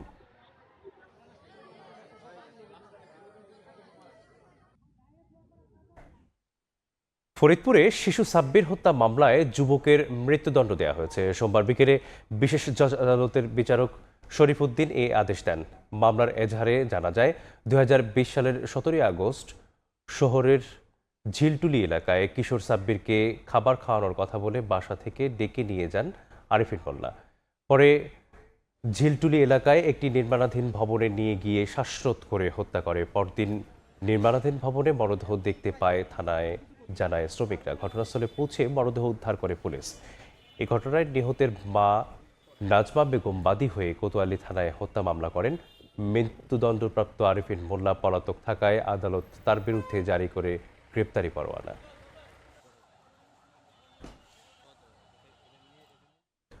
লোকসানের মুখে পড়েছে দেশের একমাত্র ভূগর্ভস্থ দিনাজপুরের পার্বতীপুরে মধ্যপাড়া পাথর খনি। আন্তর্জাতিক গুণমান এবং দামে কম থাকার পরেও অনীহা প্রকাশ করেছেন ব্যবসায়ীরা। সরকারি প্রতিষ্ঠানের জন্য দরপত্রে মধ্যপাড়া পাথরের ব্যবহারের নির্দেশনা থাকা সত্ত্বেও তা মানছেন না সংশ্লিষ্টরা। তবে খনি কর্তৃপক্ষের দাবি, দেশে যে সাইজের পাথরের চাহিদা রয়েছে সে আকারের পাথর উত্তোলনে উৎপাদনকারী প্রতিষ্ঠান জেটিসিকে তাগাদা দেওয়া হয়েছে। গোলাম নবী দুলালের তথ্য এবং মজিদ আলম শিমুলের ছবি নিয়ে রিপোর্ট। দেশে প্রতি বছর পাথরের চাহিদা 2,16 লাখ টনের বেশি। মধ্যপাড়ায় উৎপাদন হয় 15 থেকে 16 লাখ টন, যা মোট চাহিদার 5 থেকে 7%। দেশে পাথরের বার্ষিক চাহিদা প্রায় 2,16 লাখ টন। এ চাহিদার সিংহভাগ আমদানি করা হয় ভারত ও ভুটান থেকে। খনির উৎপাদন ও রক্ষণাবেক্ষণের দায়িত্বে বেলারুশের জার্মানিয়া ট্রেস্ট কনসোর্টিয়াম প্রতিদিন 4,500 থেকে 5,000 টন পাথর উত্তোলন করে আসছে। রেলপথ ও নদী শাসনের পাথর ছাড়া নির্মাণ কাজে ছোট সাইজের পাথর কিনে দেশের বিভিন্ন জেলায় সরবরাহ করছেন ডিলাররা। লক্ষ লক্ষ মেট্রিক টন স্টকে আছে, যে পাথরগুলো এখনো বিক্রির মতো বাংলাদেশ সরকার অনেক কিছু চেষ্টা করতেছে, করার পরেও খনি কর্তৃপক্ষ বিক্রি করতে পারতেছে না। রেলওয়ে সাইডে শুধু রেলওয়ে ব্যবহার হয়, তো এই জন্য আমরা কুলাইতে পারতেছি না। আর যেটা এমনি নর্মালি 40, 5-20 মিলিমিটার, এটা আমাদের সহনীয়। সরকার যদি বড় একটা বাজেট দেয় বা সরকারের যদি চাহিদা থাকে, তাহলে এই পাথর থাকবে না, অবশ্যই বিক্রি হয়ে যাবে। পাথর বিক্রি বাড়াতে আমদানিকৃত পাথরের সঙ্গে মূল্য সমন্বয় করে মধ্যপাড়ার প্রকল্পের পাথর বিক্রির উদ্যোগের কথা জানান মার্কেটিং কর্মকর্তা। খনি সচল রাখতে সরকারের বিশেষ সহযোগিতার কথা জানিয়ে ব্যবস্থাপনা পরিচালক জানান, মার্কেট সাইজের চাহিদা অনুযায়ী পাথর উৎপাদন বাড়াতে জেটিসিকে চিঠি দেওয়া হয়েছে। বর্তমানে আমাদের খনিতে শুধুমাত্র রেলওয়ে ব্যালাস্ট 8,80,000 মেট্রিক টন মজুত আছে, আর বোল্ডার আছে 3,95,000 মেট্রিক টন। আমরা এই পাথর বিক্রির জন্য বিভিন্ন উদ্যোগ গ্রহণ করেছি। যে সাইজের পাথরের চাহিদা বেশি, সেটার প্রোডাকশন কীভাবে বাড়ানো যায়, এর জন্য আমরা জিটিসিকে চিঠি দিয়েছি যে তাদের যে বিদ্যমান ক্রাশিং প্ল্যান্ট আছে সেটাকে তারা মডিফাই করে আমাদের যেটা চাহিদা বেশি সেটা তারা প্রোডাকশন বাড়াতে পারবে কি না। যদি সেটা না হয়, নতুন কোনো ক্রাশিং প্ল্যান্ট বসিয়েও যদি আমরা এটা করতে পারি চাহিদা মতো পাথরের সাইজ, সেই জন্য আমরা কমিটি গঠন করে দিয়েছি জিটিসি এবং আমাদের মধ্যপাড়ার কর্মকর্তাদের সমন্বয়ে। আশা করছি খুব তাড়াতাড়ি তারা রিপোর্ট দিবে, রিপোর্ট দিলে সেই অনুযায়ী আমরা ব্যবস্থা নেব।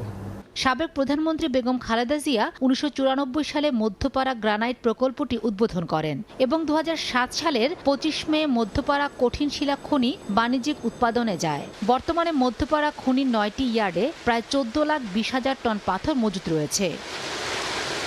সময় সংবাদ, দিনাজপুর। সরবরাহ কম হওয়ায় সপ্তাহ ব্যবধানে নীলফামারীর বাজারে বেড়েছে সব ধরনের সবজির দাম। এ নিয়ে বিস্তারিত জানাতে পাইকারি বাজার সবজি বাজারে আছেন সহকর্মী সাকির হোসেন বাদল। সরাসরি চলে যাচ্ছি তার কাছে। বাদল, আপনাদেরকে প্রথমেই জানিয়ে রাখি যে নীলফামারী একটি সবজি উৎপাদনের অন্যতম একটি জেলা। এখানে যে পরিমাণ সবজি উৎপাদন হয় তা থেকে স্থানীয় চাহিদা মিটিয়েও দেশের অন্যান্য অঞ্চল থেকে এখানকার সবজি সরবরাহ করা হয়। কিন্তু গত সপ্তাহ থেকে এই নীলফামারীতেও সবজির সরবরাহ অত্যন্ত কম হয়ে গেছে। বাজারে বিভিন্ন রকমের, গত সপ্তাহে থেকে বাজারে বিভিন্ন রকমের সবজির দাম 20 থেকে 25 টাকা করে বৃদ্ধি রয়েছে। তবে আজকের বাজারে সবজির সরবরাহ কম থাকলেও কিছু সবজির দাম কমে যাওয়ায় মানুষের মধ্যে স্বস্তি ফিরেছে। তবে এখানে আমি আপনাদেরকে সবজির দামগুলো আপনাদেরকে প্রথমে জানিয়ে দেই। বেগুন 50 টাকা কেজি, পটল 32 থেকে 40 টাকা, করলা 50 টাকা, ঢেঁড়স 30 টাকা, শসা 20 টাকা, চিচিঙ্গা 30 থেকে 35 টাকা, বরবটি 40 টাকা, কাঁকরোল 40 টাকা, বিভিন্ন ধরনের শাকসবজি 30 থেকে 35 টাকা প্রতি কেজি, লাউ 35 টাকা, চাল কুমড়া 35 টাকা। মোটামুটি এই আজকের বাজারে এই অবস্থা। তবে সবচেয়ে গুরুত্বপূর্ণ সেটি হলো যে গত কয়েকদিন ধরে নীলফামারীতে কাঁচামরিচের দাম অস্বাভাবিকভাবে বৃদ্ধি পায় এবং প্রায় 300 টাকা কেজি দরেও এখানে কাঁচামরিচ বিক্রি হয়েছে। তবে আজকের বাজারে এসে আমরা জানতে পারলাম যে ভারতীয় কাঁচামরিচ আমদানি হবার পরে কিছুটা হলেও কাঁচামরিচের দাম কমেছে। আজকের অবস্থা ভেদে ভারতীয় কাঁচামরিচ 170 থেকে 80 টাকা এবং দেশি কাঁচামরিচ 180 থেকে 90 টাকা কেজি দরে বিক্রি হচ্ছে। গত কয়েকদিন ধরে আমি আপনাদেরকে বলেছি যে নীলফামারী অঞ্চলে কয়েকদিন ধরে ভারী বর্ষণ চলছে, পাশাপাশি খরাও বিদ্যমান। খরা এবং ভারী বর্ষণের কারণে জমিতে শাকসবজির যে আবাদ সেটি কমে যাবার কারণে, উৎপাদন কমে যাবার কারণে সবজির আমদানি কিন্তু বলা যায় যে একেবারে কম। আপনারা দেখছেন যে আমি যেখানে আছি এটি হলো নীলফামারীর অন্যতম একটি বড় পাইকারি সবজির বাজার। এইটি নীলফামারী অঞ্চলের বলা যায় যে সবচেয়ে বড় সবজির বাজার, কিন্তু এইখানে আমদানি একেবারে নিম্ন পর্যায়ে।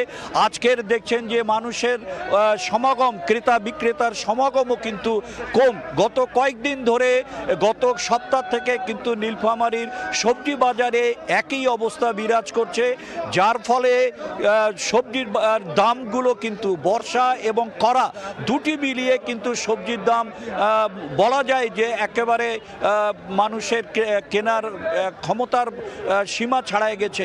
এই ছিল আমার কাছে সবজি বাজার থেকে, নীলফামারীর পাইকারি সবজি বাজার থেকে সর্বশেষ। যুক্ত ছিলাম নীলফামারীর পাইকারি সবজি বাজার থেকে। দেশে কাঁচামরিচের দাম নিয়ন্ত্রণে ভারত থেকে আমদানি শুরু হয়েছে। সোমবার সন্ধ্যায় প্রথম চালানে বেনাপোল স্থলবন্দর দিয়ে একটি ভারতীয় ট্রাকে 9 টন 200 কেজি কাঁচামরিচ দেশে এসেছে।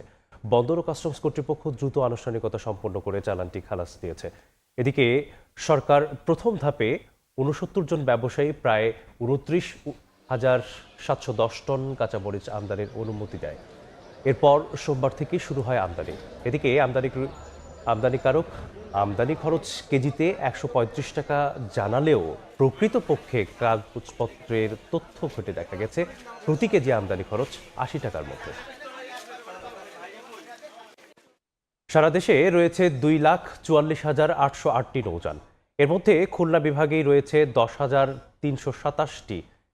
এবার এসব নৌযানের পূর্ণাঙ্গ তথ্য ভাণ্ডার তৈরিতে দেশে প্রথমবারের মতো শুরু হয়েছে নৌযান শুমারি।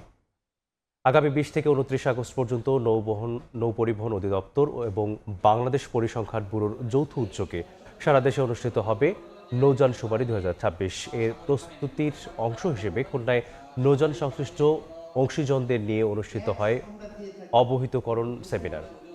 জানানো হয় খুলনা বিভাগে প্রাথমিকভাবে শনাক্ত হয়েছে 10,327টি নৌযান। শুমারির মাধ্যমে সমুদ্রগামী উপকূলীয় অভ্যন্তরীণ জলপথের নৌযানের একটি সমন্বিত জাতীয় ডাটাবেজ তৈরি হবে। ইরানের সঙ্গে চুক্তি নিয়ে আলোচনা চলছে বলে জানিয়েছেন মার্কিন প্রেসিডেন্ট ডোনাল্ড ট্রাম্প। সোমবার তিনি সতর্ক করে বলেন, 5 মাস ধরে চলা এই যুদ্ধের অবসান ঘটাতে এটি শেষ সুযোগ। কিন্তু ইরান কোনো আলোচনার কথা স্বীকার করেনি। একটি চুক্তি করতে ইরানের বিরুদ্ধে ফের হুঁশিয়ারি দিয়েছেন মার্কিন প্রেসিডেন্ট ডোনাল্ড ট্রাম্প। যুদ্ধের 5 মাস পর তেহরানের জন্য চুক্তিতে স্বাক্ষর করার এটি শেষ সুযোগ বলে জানান তিনি। ওভাল অফিসে ট্রাম্প সাংবাদিকদের বলেন, আলোচনা এই মুহূর্তেও চলছে। বলেন, ইরান, সৌদি আরব, সংযুক্ত আরব আমিরাত ও কাতার সহ অন্যান্য দেশের অনুরোধে পক্ষগুলো আলোচনা করছে। যদিও ইরানের দাবি কোনো ধরনের আলোচনা হচ্ছে না। সোমবার ইরানের পররাষ্ট্র মন্ত্রণালয়ের মুখপাত্র ইসমাইল বাঘাই বলেন, যুক্তরাষ্ট্রের সঙ্গে কোনো আলোচনা হচ্ছে না এবং কোনো বৈঠকের সময়সূচি নির্ধারিত নেই। আগামী দিনগুলোতে বিদেশি প্রতিনিধি দলকে আতিথ্য দেয়া বা বিদেশে আলোচক পাঠানোর কোনো পরিকল্পনা ইরানের নেই বলেও সাফ জানান বাঘাই। ইরানের পররাষ্ট্র মন্ত্রণালয় সোমবার জানায়, তারা একমাত্র ওমানের সঙ্গে আলোচনা করছে। এই আলোচনার বিষয় হল বৈশ্বিক জ্বালানি বাণিজ্যের জন্য গুরুত্বপূর্ণ পথ হরমুজ প্রণালীর নিয়ন্ত্রণ ভাগাভাগি করার পরিকল্পনা। এদিকে যুক্তরাষ্ট্রের সঙ্গে আলোচনায় থাকার কথা ইরান অস্বীকার করার পর ডোনাল্ড ট্রাম্প ক্ষোভ জানান। সামাজিক যোগাযোগ মাধ্যমে এক ক্ষুব্ধ পোস্টে তিনি ঘোষণা করেন, একটি চুক্তি অথবা পূর্ণ আত্মসমর্পণ না হওয়া পর্যন্ত মার্কিন সামরিক অবরোধ অব্যাহত থাকবে। ট্রাম্প ইরানের নেতৃত্বকে অবিশ্বাস্যভাবে কপট বলে অভিহিত করেন এবং দাবি করেন তারাই একটি বৈঠকের জন্য অনুরোধ করেছিল। one way or the other. And এর আগে চুক্তির জন্য ট্রাম্প আঞ্চলিক শক্তি ও তেহরানের অনুরোধের কথা উল্লেখ করে ইরানের বিরুদ্ধে পরিকল্পিত হামলা স্থগিত করেন। শাফিনা সুলতানা, সময় সংবাদ। লেবানন থেকে ধাপে ধাপে সেনা প্রত্যাহার এবং সীমান্তে হামলা বন্ধে ইতালির রোমে আজ শুরু হচ্ছে লেবানন ও ইসরায়েলের 7ম দফা সরাসরি আলোচনা। তবে কূটনৈতিক আলোচনার প্রস্তুতির মধ্যেই দক্ষিণ লেবাননে সামরিক অভিযান আরও বিস্তৃত করার ঘোষণা দিয়েছে ইসরায়েল। এতে যুদ্ধবিরতির সম্ভাবনার পাশাপাশি নতুন করে উত্তেজনা বৃদ্ধির আশঙ্কাও তৈরি হয়েছে। কূটনীতির টেবিলে যখন যুদ্ধ থামানোর চেষ্টা, ঠিক তখনই সীমান্তে বাড়ছে যুদ্ধের প্রস্তুতি। এমন বৈপরীত্যের মধ্যেই যুক্তরাষ্ট্রের মধ্যস্থতায় ইতালির রোমে শুরু হচ্ছে লেবানন ও ইসরায়েলের 7ম দফা সরাসরি আলোচনা। 3 দিন ব্যাপী এই বৈঠকে অংশ নেবে লেবাননের রাজনৈতিক ও সামরিক প্রতিনিধি দল, একজন আইনি উপদেষ্টা এবং একজন ভূমি জরিপ বিশেষজ্ঞ। আলোচনার মূল বিষয় থাকবে যুদ্ধবিরতি কার্যকর করা, ইসরায়েলের অব্যাহত হামলা, বসতবাড়ি ধ্বংস এবং দক্ষিণ লেবাননের দখলকৃত এলাকা থেকে ধাপে ধাপে ইসরায়েলি সেনা প্রত্যাহার। লেবাননের দাবি, জুনে যুক্তরাষ্ট্রের মধ্যস্থতায় হওয়া কাঠামোগত সমঝোতা অনুযায়ী ইসরায়েলের সব দখলকৃত এলাকা থেকে ধীরে ধীরে সেনা প্রত্যাহার এবং লেবাননের সেনাবাহিনী মোতায়েন হওয়ার কথা। কিন্তু সেই সমঝোতার পরও দক্ষিণাঞ্চলে ইসরায়েলি বাহিনীর বিস্ফোরণ, ভূমি পরিষ্কার অভিযান এবং বাড়িঘর গুঁড়িয়ে দেওয়ার কার্যক্রম অব্যাহত রয়েছে বলে অভিযোগ বৈরুতের। লেবাননের স্বাস্থ্য মন্ত্রণালয়ের তথ্য অনুযায়ী মার্চের শুরু থেকে দেশটিতে ইসরায়েলি হামলায় 4,300-র বেশি মানুষ নিহত এবং 12,000-এর বেশি আহত হয়েছেন। অন্যদিকে আলোচনার আগে ইসরায়েল জানিয়েছে হিজবুল্লাহর হামলা ঠেকাতে লেবাননে সামরিক অভিযান আরও বিস্তৃত করা হবে। প্রতিরক্ষামন্ত্রী ইসরায়েল কাটজ বলেছেন, লেবানন সরকার যদি হিজবুল্লাহকে নিয়ন্ত্রণে আনতে ব্যর্থ হয় তাহলে ইসরায়েল নিজেই প্রয়োজনীয় পদক্ষেপ নেবে। এদিকে হিজবুল্লাহ ও ইসরায়েলের দিকে নতুন করে রকেট হামলার দাবি করেছে। এর জবাবে বৈরুতের দাহিয়া সহ বিভিন্ন এলাকায় ব্যাপক বিমান হামলা চালিয়েছে ইসরায়েল। দক্ষিণ লেবানন ও বৈরুত থেকে এর মধ্যে প্রায় 8 লাখ মানুষ বাস্তুচ্যুত হয়েছে বলে জানিয়েছেন লেবানিজ কর্মকর্তারা। নাদিম মারজান, সময় সংবাদ। রাশিয়া ইউক্রেনের পাল্টাপাল্টি হামলা চলছেই। উভয় পক্ষের স্থানীয় কর্মকর্তাদের মতে সর্বশেষ হামলায় রাশিয়ায় অন্তত 11 জন এবং ইউক্রেনেও 11 জন নিহত হয়েছেন। রাশিয়া জানিয়েছে তাদের বাহিনী ইউক্রেন থেকে আসা 1000-এরও বেশি ড্রোন প্রতিহত করেছে। এদিকে প্রশাসনিক রদবদলের অংশ হিসেবে ইউক্রেনের প্রধান শান্তি আলোচক রুস্তেম উমেরোভকে বিদেশি গোয়েন্দা সংস্থার প্রধানের দায়িত্ব দিয়েছে প্রেসিডেন্ট জেলেনস্কি। কিয়েভে চলতি বছরের সবচেয়ে প্রাণঘাতী হামলার পরদিনই ইউক্রেন জুড়ে আবারও ব্যাপক ড্রোন ও ক্ষেপণাস্ত্র হামলা চালিয়েছে রাশিয়া। ইউক্রেনের বিমান বাহিনী জানিয়েছে রাতভর 2টি ক্ষেপণাস্ত্র এবং শতাধিক ড্রোন নিক্ষেপ করা হয়। সুমি অঞ্চলের রোমনি এলাকায় একটি আবাসিক ভবনে ড্রোন হামলায় নারী, বৃদ্ধা, শিশুসহ বেশ কয়েকজন নিহত হয়েছেন। খার্কিভ অঞ্চলের লোজনোভায় রুশ হামলায় বেশ কয়েকজন হতাহত হয়েছেন। বৃহস্পতিবার কিয়েভে রাশিয়ার ভয়াবহ হামলায় হতাহতের সংখ্যা বেড়েই চলেছে। ক্ষতিগ্রস্ত হয়েছে প্রায় 130টি ভবন এবং ধ্বংস হয়েছে ইউক্রেনীয় রেড ক্রসের একটি মানবিক সহায়তা গুদাম, যেখানে সংরক্ষিত ছিল 3 লাখেরও বেশি ত্রাণ সামগ্রী। উদ্ধার কাজ এখনও অব্যাহত রয়েছে। ইউক্রেনের জরুরি সেবা বিভাগের কর্মীরা ধ্বংসস্তূপে আটকে পড়াদের উদ্ধারে নিরলস কাজ চালিয়ে যাচ্ছেন। রুশ হামলা নিন্দা জানিয়ে জাতিসংঘ মহাসচিব আন্তোনিও গুতেরেস বেসামরিক স্থাপনায় হামলা অবিলম্বে বন্ধের আহ্বান জানিয়েছেন। ইউরোপীয় ইউনিয়নের পররাষ্ট্রনীতি প্রধান কাজা কালাস মস্কোর বিরুদ্ধে নতুন নিষেধাজ্ঞার প্রস্তাব দেওয়ার ঘোষণা দিয়েছেন। অন্যদিকে যুদ্ধ এখন রাশিয়ার ভেতরেও নতুন চাপ তৈরি করছে। ইউক্রেনে দূরপাল্লার ড্রোন হামলায় রাশিয়ার তেল শোধনাগার ও জ্বালানি অবকাঠামো ক্ষতিগ্রস্ত হওয়ায় দেশটিতে জ্বালানি সংকট দেখা দিয়েছে। সামরিক বিশ্লেষকদের মতে ইউক্রেনের প্রযুক্তি নির্ভর অ্যাসিমেট্রিক কৌশলের সঙ্গে তাল মেলাতে হিমশিম খাচ্ছে মস্কো। যদিও রাশিয়া ইউক্রেনের বিভিন্ন শহরে হামলার তীব্রতা বাড়িয়ে পাল্টা চাপ সৃষ্টি করতে চাইছে, তবুও দুই পক্ষের এই পাল্টাপাল্টে আক্রমণ সংঘাতকে আরও দীর্ঘায়িত করছে এবং শান্তি আলোচনার সম্ভাবনাকে আরও অনিশ্চিত করে তুলছে বলে মনে করছেন বিশেষজ্ঞরা। মালিহা সুহরওয়ার্দী, সময় সংবাদ। স্পেনের সেউতায় নজিরবিহীন অভিবাসী ঢলের পর ইউরোপ জুড়ে শুরু হয়েছে রাজনৈতিক এবং কূটনৈতিক টানাপোড়েন। হাজারো অভিবাসী ফেরত গেলেও কয়েক হাজার এখনও মানবিক সংকটে আটকা। মরক্কোর বিরুদ্ধে সীমান্ত শিথিল করার অভিযোগ তুলেছে স্পেন, যদিও দেশটি তা অস্বীকার করেছে। এ সংকটকে কেন্দ্র করে জরুরি বৈঠকে বসছে ইউরোপীয় ইউনিয়ন। আর নতুন করে প্রশ্ন উঠছে ইউরোপের সীমান্ত নিরাপত্তা এবং অভিবাসন নীতি নিয়ে। মাত্র কয়েকদিনের ব্যবধানে ইউরোপের অন্যতম বড় অভিবাসন সংকটে পরিণত হয়েছে স্পেনের সেউতা। মরক্কো থেকে হাজার হাজার মানুষ স্পেনের এই ছোট্ট শহরে ঢুকে পড়েন। স্পেন জানায় প্রায় ৬৯,৫০০ জনকে এরই মধ্যে মরক্কোয় ফিরিয়ে দেওয়া হয়েছে। তবু ২,৫০০ থেকে ৫,০০০ মানুষ এখনও সেউতায় রয়ে গেছেন। স্থানীয় প্রশাসন জানায় এতে শহরের ২টি অভিবাসী গ্রহণ কেন্দ্র কার্যত ভেঙে পড়েছে। সৈকত, রাস্তা, মসজিদের আশপাশ ও খোলা জায়গায় শত শত মানুষ রাত কাটাচ্ছেন। এ অবস্থায় দেখা দিয়েছে মানবিক সংকট। শত শত অপ্রাপ্তবয়স্ক শিশু পরিবার থেকে বিচ্ছিন্ন হয়ে সেউতায় আটকা পড়েছে। অনেকেই খাবার, পানি ও নিরাপদ আশ্রয় ছাড়াই সৈকত কিংবা খোলা জায়গায় দিন কাটাচ্ছে। স্থানীয়দের সহায়তায় সামান্য খাবার পেলেও আশ্রয় কেন্দ্রগুলো পূর্ণ হয়ে যাওয়ায় অনেক শিশুই রাস্তায় ঘুরে বেড়াচ্ছে। এদিকে মানব পাচারকারী চক্র এরই মধ্যে জেটস্কির মাধ্যমে সেউতা থেকে স্পেনের মূল ভূখণ্ডে অবৈধভাবে মানুষ পারাপারের নতুন রুট চালু করেছে বলে তদন্তকারীরা জানিয়েছেন।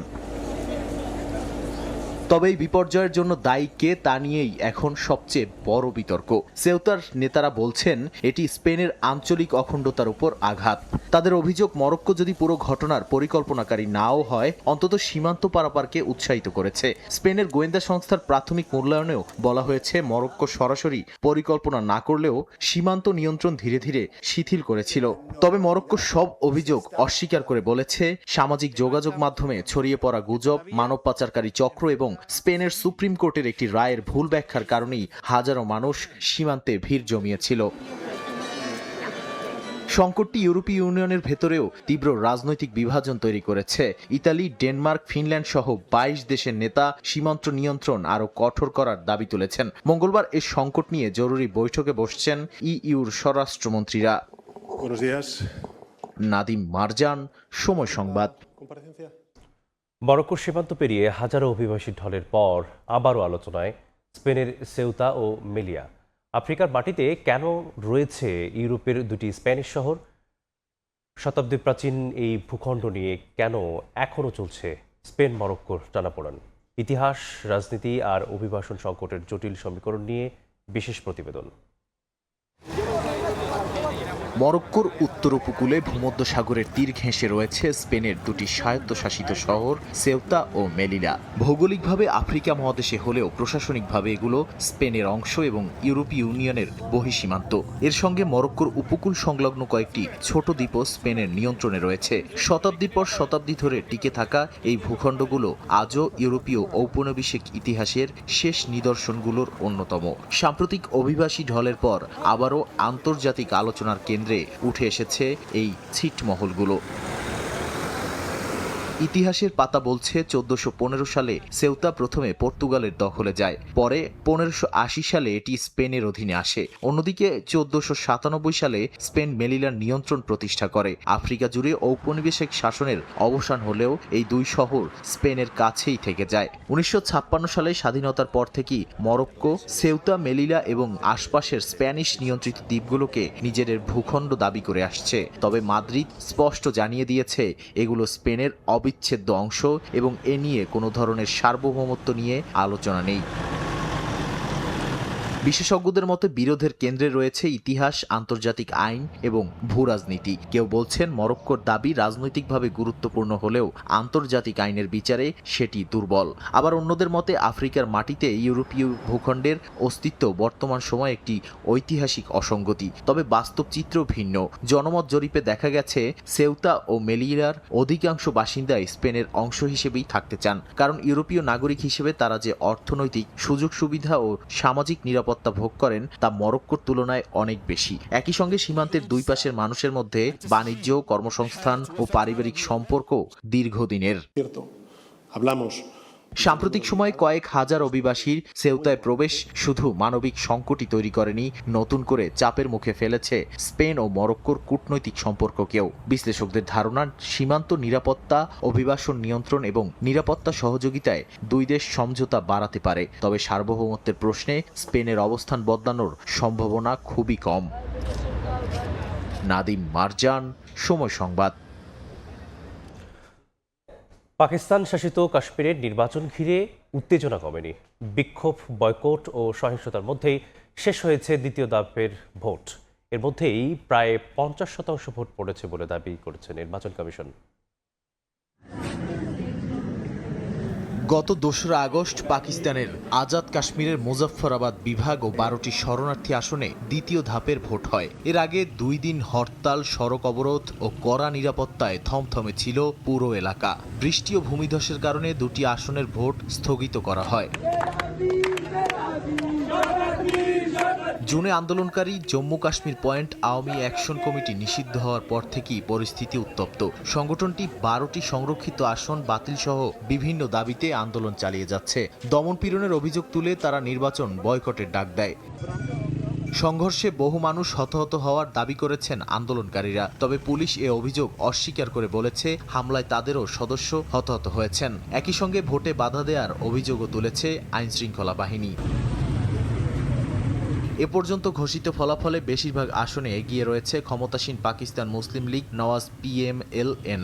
আগামী 10 আগস্ট পুঞ্চ বিভাগে শেষ ধাপের ভোট অনুষ্ঠিত হবে। এর আগে নতুন করে বিক্ষোভের ঘোষণা দিয়েছেন আন্দোলনকারীরা। নাদিম মারজান, সময় সংবাদ। অস্ট্রেলিয়া সিরিজ থেকে নাহিদ রানার ছিটকে যাওয়াকে ইতিবাচক হিসেবেই নিচ্ছেন তার শৈশবের কোচ আলমগীর কবির। এখান থেকে শিক্ষা নিয়ে ভবিষ্যতে নাহিদ আরও সতর্ক থাকবেন বলে বিশ্বাস তার। এদিকে ওশেনিয়ার দেশটিতে নাহিদের বিকল্প হিসেবে নিজের আরেক শিষ্য মুশফিক হাসানকে একাদশে দেখতে চান তিনি। কোচের প্রত্যাশা, সুযোগ পেলে নাহিদের ঘাটতি কিছুটা হলেও পূরণ করতে পারবেন মুশফিক। অস্ট্রেলিয়ার মাটিতে প্রথম দিনের মতো অনুশীলনে টিম বাংলাদেশ, অথচ যাকে ঘিরে এই সিরিজে হয়েছে সবচেয়ে বেশি আলোচনা সেই নাহিদ রানা মিরপুরে অস্ট্রেলিয়া থেকে চিকিৎসা নিয়ে ফিরেছেন হোম অফ ক্রিকেটে। ওশেনিয়ার দৃষ্টিতে নাহিদকে বোলিং করতে না দেখার আক্ষেপে পড়েছেন অনেকেই। সেই তালিকায় বড় একটা নাম আলমগীর কবির। এদিন মিরপুরে ফিরেই নাহিদ দেখা করেছেন তার শৈশবের কোচের সঙ্গে, জানিয়েছেন অস্ট্রেলিয়াতে তার চিকিৎসার খুঁটিনাটি। তবে আক্ষেপ নয়, শিষ্যর অস্ট্রেলিয়ার খেলার সুযোগ হাতছাড়া হলেও ইতিবাচক থাকতে চান তিনি। মনে হয় যে মাঝে মাঝে এরকম একটা ইনজুর বা না খেলতে পারাটা আমার কাছে মনে হচ্ছে গুড লাক, যে নিজে সতর্ক হওয়া, কীভাবে আরও নিজেকে টেক কেয়ার করতে পারবে সে নিজেকে। যে ইনজুরটা হয়েছে ইনজুর থেকে আর কখনো যেন না হয়, বা বিভিন্ন ইনজুর যে হয়ে আমরা পেস বলাররা হয় সেখান থেকে নিজেকে কীভাবে টেক কেয়ার করবে। এদিকে নাহিদের অনুপস্থিতিতে অভিষেকের অপেক্ষায় আছেন মুশফিক হাসান। এই পেসারও লম্বা সময় অনুশীলন করেছেন আলমগীর কবিরের অধীনেই। তাই অস্ট্রেলিয়ার বিপক্ষে মুশফিককে নাহিদের বদলি হিসেবে দেখতে মুখিয়ে তিনি। হয়তোবা নাহিদের খান্তি পূরণ করতে পারবে না, কিন্তু আমার বিশ্বাস যে ও সারপ্রাইজ কিছু একটা করবে। আমার বিশ্বাস এটা, কারণ হচ্ছে যে আমরা লোকাল ক্রিকেট যা খেলা দেখেছি, আমি লঙ্গার বাসন ম্যাচে NCL খেলা দেখছি, যথেষ্ট জোরে বোলিং করে এবং এনার্জেটিক, অনেক সময় অনেক দিন অনেকক্ষণ বোলিং করতে পারে। আমরা বিশ্বাস যখন যদি তাকে খেলাই ভালো কিছু করবে। অবশ্য শুধু নাহিদই নয়, শৈশব থেকে তার হাতেই বেড়ে উঠেছেন দেশসেরা আরেক পেসার শরীফুল ইসলামও। তিনিও থাকছেন না প্রথম টেস্টে, তবে ইতিমধ্যেই বল হাতে অনুশীলন শুরু করেছেন শরীফুল। তাই স্বস্তির হাসি এই কোচের মুখে। শরীফুলকে হয়তো পাবো না দুটাতে, কালকে দেখছি সে বোলিং করছে, সে ভালো আছে এবং কথা বলছি তার সাথে, সে অনেক এখন ফিট। আমার বিশ্বাস যে ও হয়তো বা সেকেন্ড টেস্টে খেলতে পারবে। এটা আমাদের কাছে গুড লাক যে তাকে আমরা আবার সেকেন্ড ম্যাচে আমরা পাচ্ছি। টাইগার ভক্তদের মনে এখন একটাই প্রশ্ন, কবে নাগাদ মাঠে ফিরছেন নাহিদ? কোচ আলমগীর কবির জানিয়েছেন ইনজুরির ধাক্কা সামলে 2 থেকে 3 সপ্তাহের মধ্যেই 22 গজে ফের দেখা যাবে নাহিদকে। রাফি আমিন, সময় সংবাদ, ঢাকা। বিসিবির চুক্তিবদ্ধ আম্পায়ারের তালিকা থেকে বাদ দেয়া হলো শরফুদ্দৌলা সৈকতকে। কোনো কারণ না জানিয়ে গত এপ্রিল থেকে তাকে বেতন দিচ্ছে না ক্রিকেট বোর্ড। আর এমন সিদ্ধান্তে হতবাক ICCর এলিট প্যানেলভুক্ত এই আম্পায়ার। একইভাবে ছাঁটাই করা হয়েছে সাইমন টাফেলকে। মেয়াদ পূরণের আগেই প্রায় 1 কোটি টাকা ভর্তুকি দিয়ে তাকে বিদায় জানিয়েছে বিসিবি।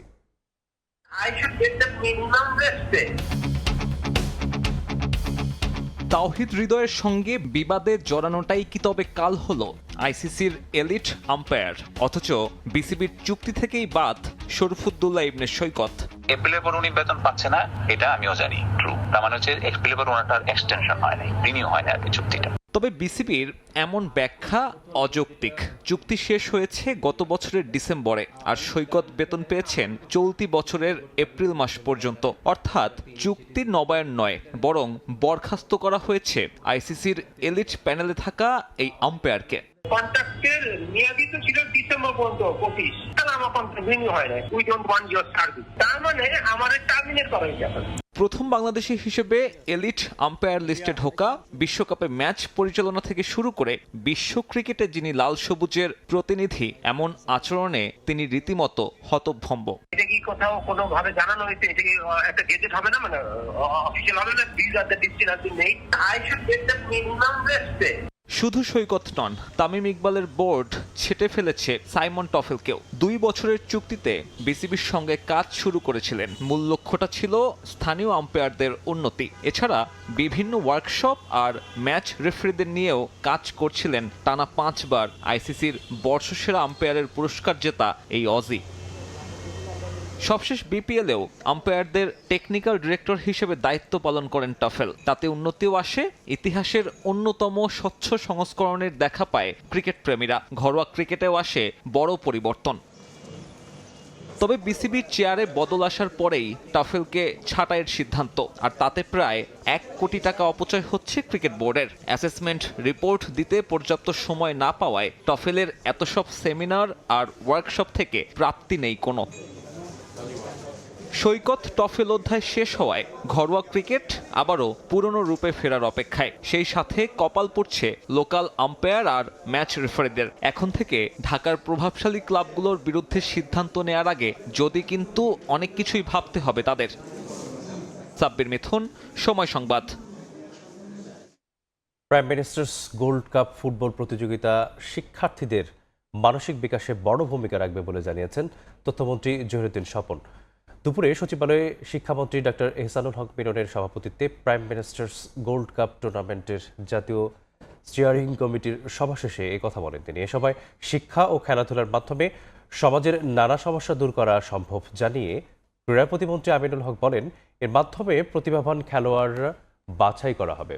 আর দেশ জুড়ে এই আয়োজনের মধ্য দিয়ে শিক্ষার্থীদের মেধা, মনন এবং সৃজনশীলতার বহিঃপ্রকাশ ঘটবে বলে জানান প্রধানমন্ত্রীর শিক্ষা উপদেষ্টা মাহাদি আমিন। সভায় জানানো হয়, সেপ্টেম্বরে এই প্রতিযোগিতায় 50,000 শিক্ষা প্রতিষ্ঠানের প্রায় 1,74,00,000 শিক্ষার্থী অংশ নেবে।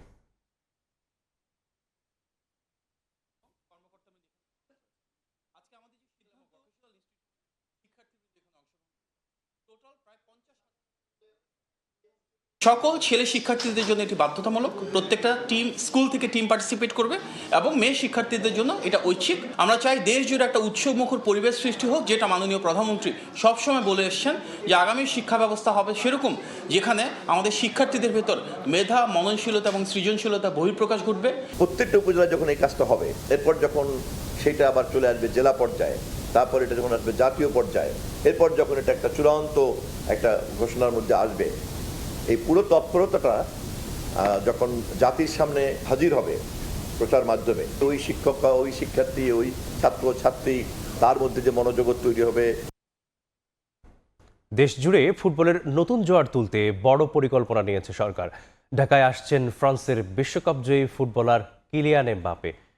দেশব্যাপী আয়োজিত প্রাইম মিনিস্টার্স গোল্ড কাপ জাতীয় ফুটবল প্রতিযোগিতার সমাপনীতে তাকে আনার চেষ্টা করা হবে বলে জানিয়েছেন স্থানীয় সরকার, পল্লী উন্নয়ন ও সমবায় প্রতিমন্ত্রী মীর শাহে আলম। তবে বিষয়টি এখনও প্রাথমিক পর্যায়ে রয়েছে বলে জানিয়েছেন প্রতিমন্ত্রী। এতে দেশের তরুণদের মধ্যে ফুটবল নিয়ে নতুন উদ্দীপনা সৃষ্টি হবে বলে আশা প্রকাশ করেছেন শাহে আলম।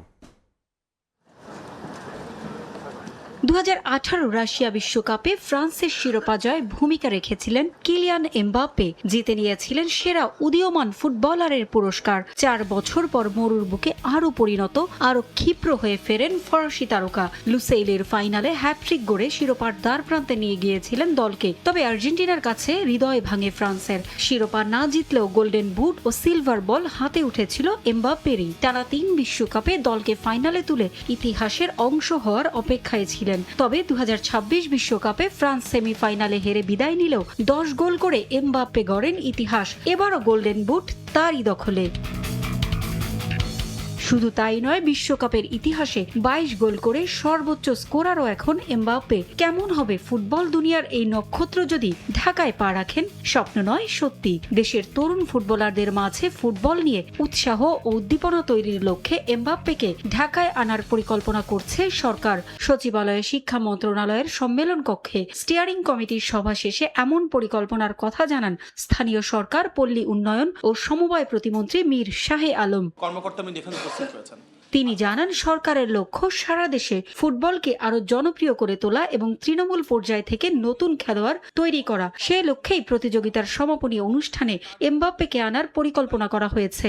তবে এখনো এটি প্রাথমিক পর্যায়ে রয়েছে বলেও উল্লেখ করেন তিনি। ক্লাস 6 থেকে 12 পর্যন্ত সভায় প্রতিযোগিতা সফল করতে প্রতিটি শিক্ষা প্রতিষ্ঠানকে বাধ্যতামূলকভাবে ফুটবল দল গঠনের আহ্বান জানানো হয়। কোনো প্রতিষ্ঠান দল গঠনে ব্যর্থ হলে তাদের এমপিও স্থগিত রাখার পরিকল্পনার কথাও উল্লেখ করেন প্রতিমন্ত্রী। একই সঙ্গে দেশের প্রতিটি মাধ্যমিক বিদ্যালয়, কলেজ, মাদ্রাসা ও কারিগরি শিক্ষা প্রতিষ্ঠানে ফুটবল দল গঠনের উপর গুরুত্ব দেন প্রতিমন্ত্রী। তৃণমূল থেকে আমরা খেলোয়াড় তৈরি করতে চাই।